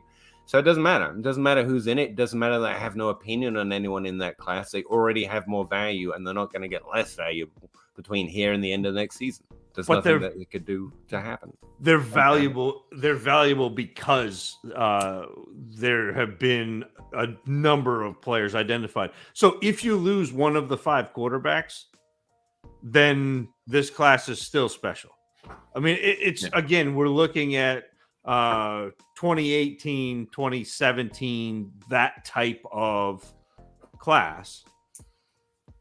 So yeah, if you lost a quarterback, that stinks, but it's not going to be the end of the world. Whereas this class here, if you gained a quarterback, you would have one. 1.5. Come on. Was that a small hands joke? Unintentionally, but it worked. What I would say is, because I literally said nothing can happen, and I just want to point out, Eric, you've seen someone that's very invested and knowledgeable about the Devy space. I'm obviously spending way too much of my time playing Dynasty football, and I've got no idea what's going on over there. If you think 95% of the people that are valuing 23 picks right now care what happens in the college season, I mean, it happens to me a lot when I see redraft takes and I realize that no one gives a crap about Dynasty and redraft. Like the Devy space might be smarter about it, but that's going to have very little effect on the value of 23 picks, even if like everyone good left. Until like the draft season kicks up and the Dynasty players start pumping out their content, which happens at least, 8 months away from now. Just going to throw that little fly out in the ointment. Wait. Forget it. Kevin, I know that guy. What's something you used to believe about fantasy football you now know is wrong? That's a really good question. I have a lot of long-winded answers. Anyone want to take a swipe before I start blathering again? I've never been wrong, so I don't really know. That's good. That's a good strong take. See, that's more of the type of content we need. I mean, I've fallen like. I used to draft quarterbacks in the first round, like everything everyone went through. You can't come into a game and know everything about it. It's just A, unrealistic. B, sounds boring, but I mean, I think the thing I learned about Dynasty is more isn't always better. Like you start in Dynasty, you get hooked real fast, and all of a sudden you find yourself in 40 leagues, and you're just like, some of these are kind of shitty, but I just keep adding them. Why? All right, let's break this down a little bit. I mean, now I found myself in 21 again, but like, it's cool to be selective. It's okay to say no. Like you don't have to just say yes to every league you're invited to. That's the side of it to me that I was really like, especially when I wanted to like work my way into the Twitter space of Dynasty. Anyone that acknowledged my existence is like, you want to join a league? Yes, I do. And it got exhausting, and I exhausted myself. But like about the game itself, I mean, I'm on the same learning curve as everyone else. I mean, I don't think I have any fancy insight that no one else can just sort of pick up after playing for a while. About you having fancier insights, just things you've learned or you've moved on or that you used to say? I got a bunch. Like that's how I learn. I start off with an idea and then I test it and I try it out. And so Yeah, most of exactly. the things I say now come from thinking something different early. It's a way of approaching mathematical problems. I learned from a nonfiction book about a mathematical problem once, which is where you assume something is true and then try and prove it wrong over and over again. And if you can't, then it's true. Yeah. And that's kind of the way I work. So I got a bunch. Yeah. Zach?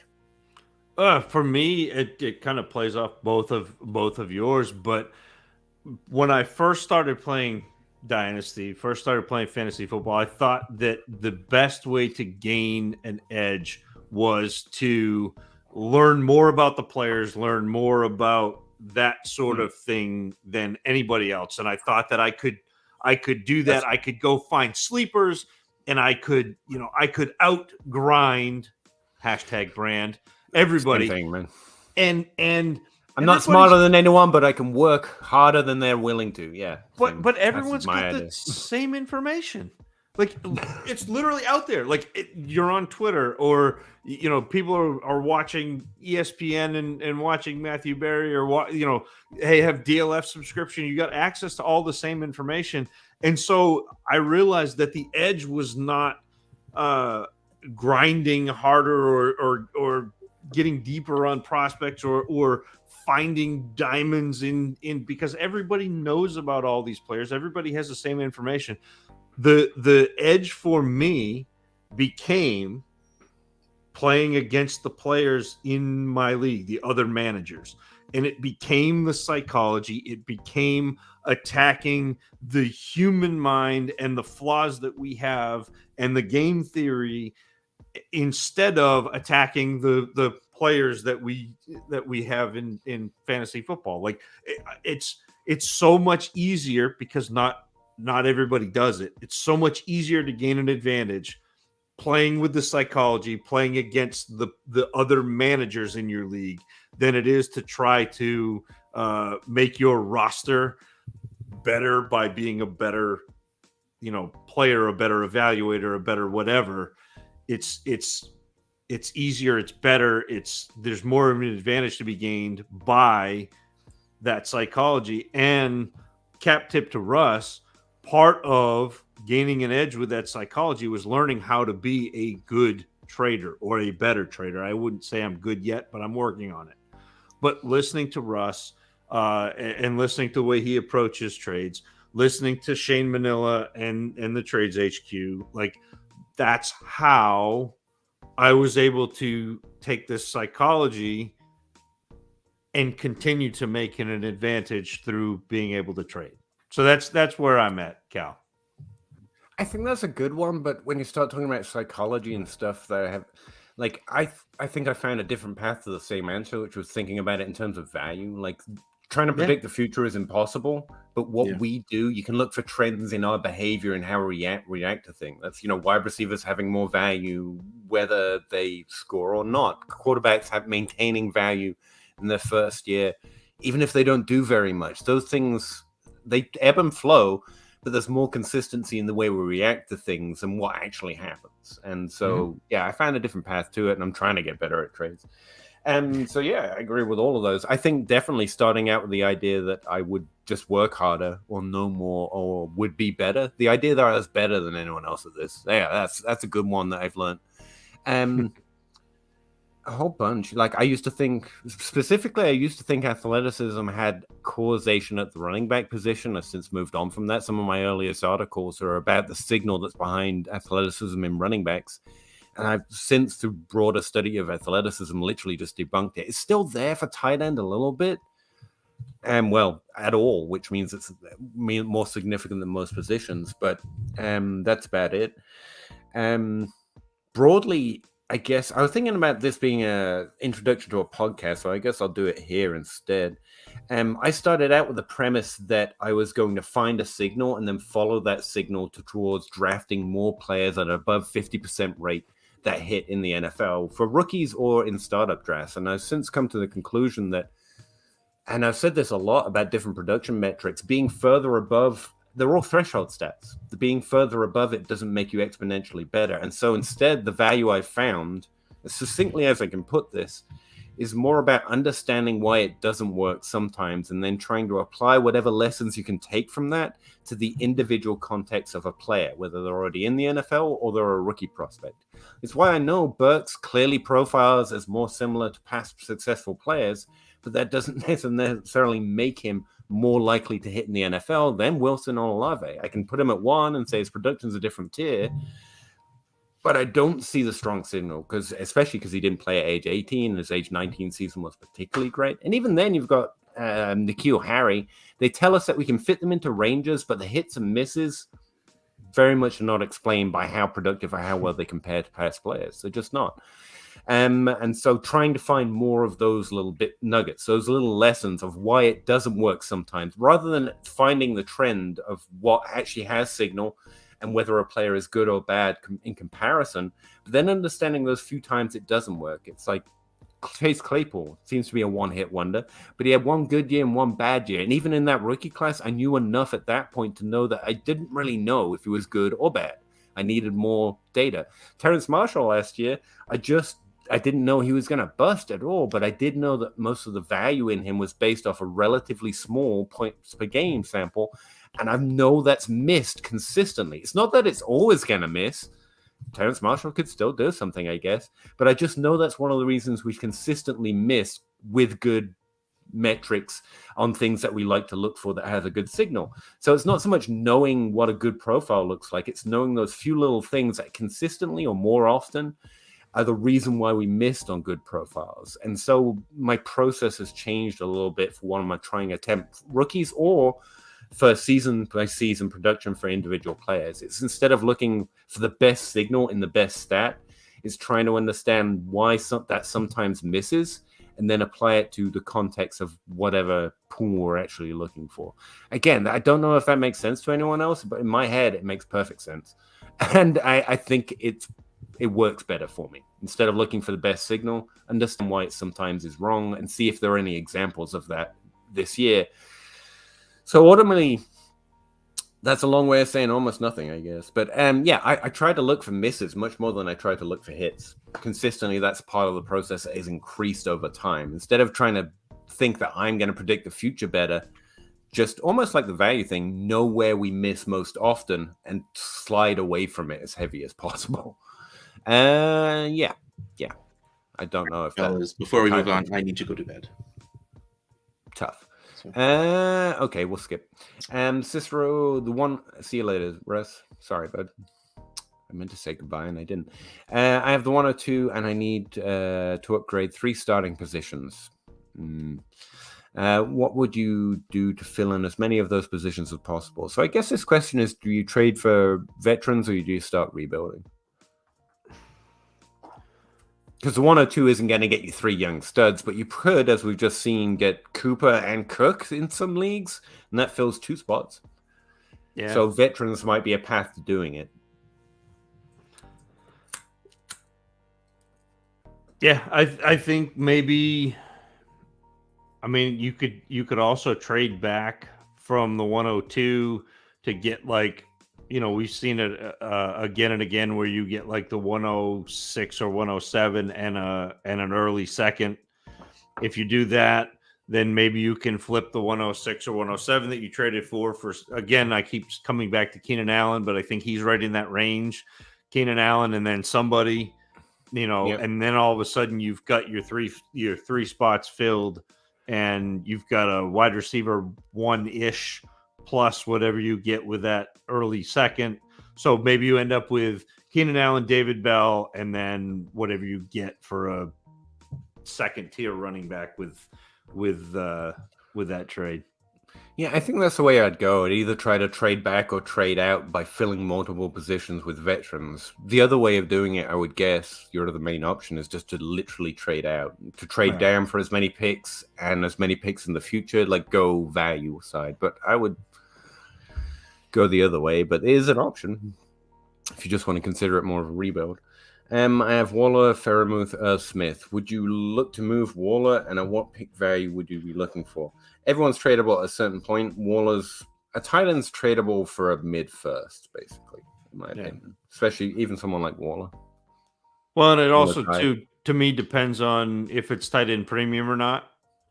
Again, just because of the Waller's one of those few tight ends that gets enough volume to make him really special-ish in a tight end premium. So that's why I put his value up in that mid round though. Like Fairmouth, I don't think he has first round value right now, so I'd probably keep. Smith, if he has any value, trade him.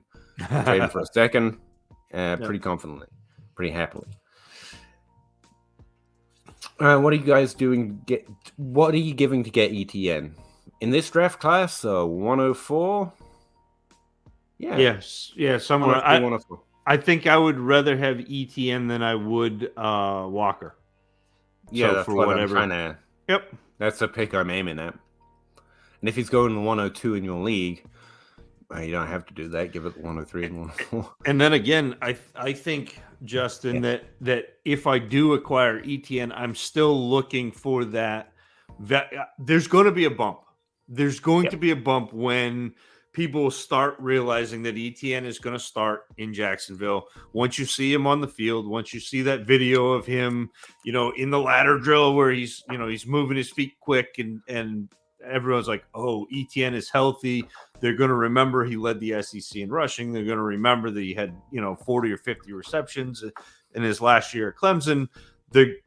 And so then I would even be looking to potentially flip ETN. But that's where I'm looking in that range where I'd give up Walker to get ETN easy. So that's what 104, 105, something like that. I think so. AJ Dillon and ETN are both running backs I trade for, expecting their value to jump up. But ETN is a little different because I'd be happy starting him this year if I was forced, if the value jump doesn't come. Silence Alarm, any thoughts on Brevin Jordan? I understand he's like a dart throw, young T3, but like his chance of developing into top tight end over the next 3 to 5 years. Travis Kelce, Kittle, Waller, go. I think that's an outside shot. Brevin Jordan was an undersized tight end. I liked his receiving profile, but he was always he's a Gerald Everett, Rams level player. I don't think he's got that high of a ceiling. And even for a tight end in his first year, I didn't see enough so far. I guess he's worth rostering depending on who, but honestly, I don't feel that strongly about him, as you seem to. Trying to disprove something you believe is true. Love that, Peter. Yeah. I appreciate someone likes it. I like it.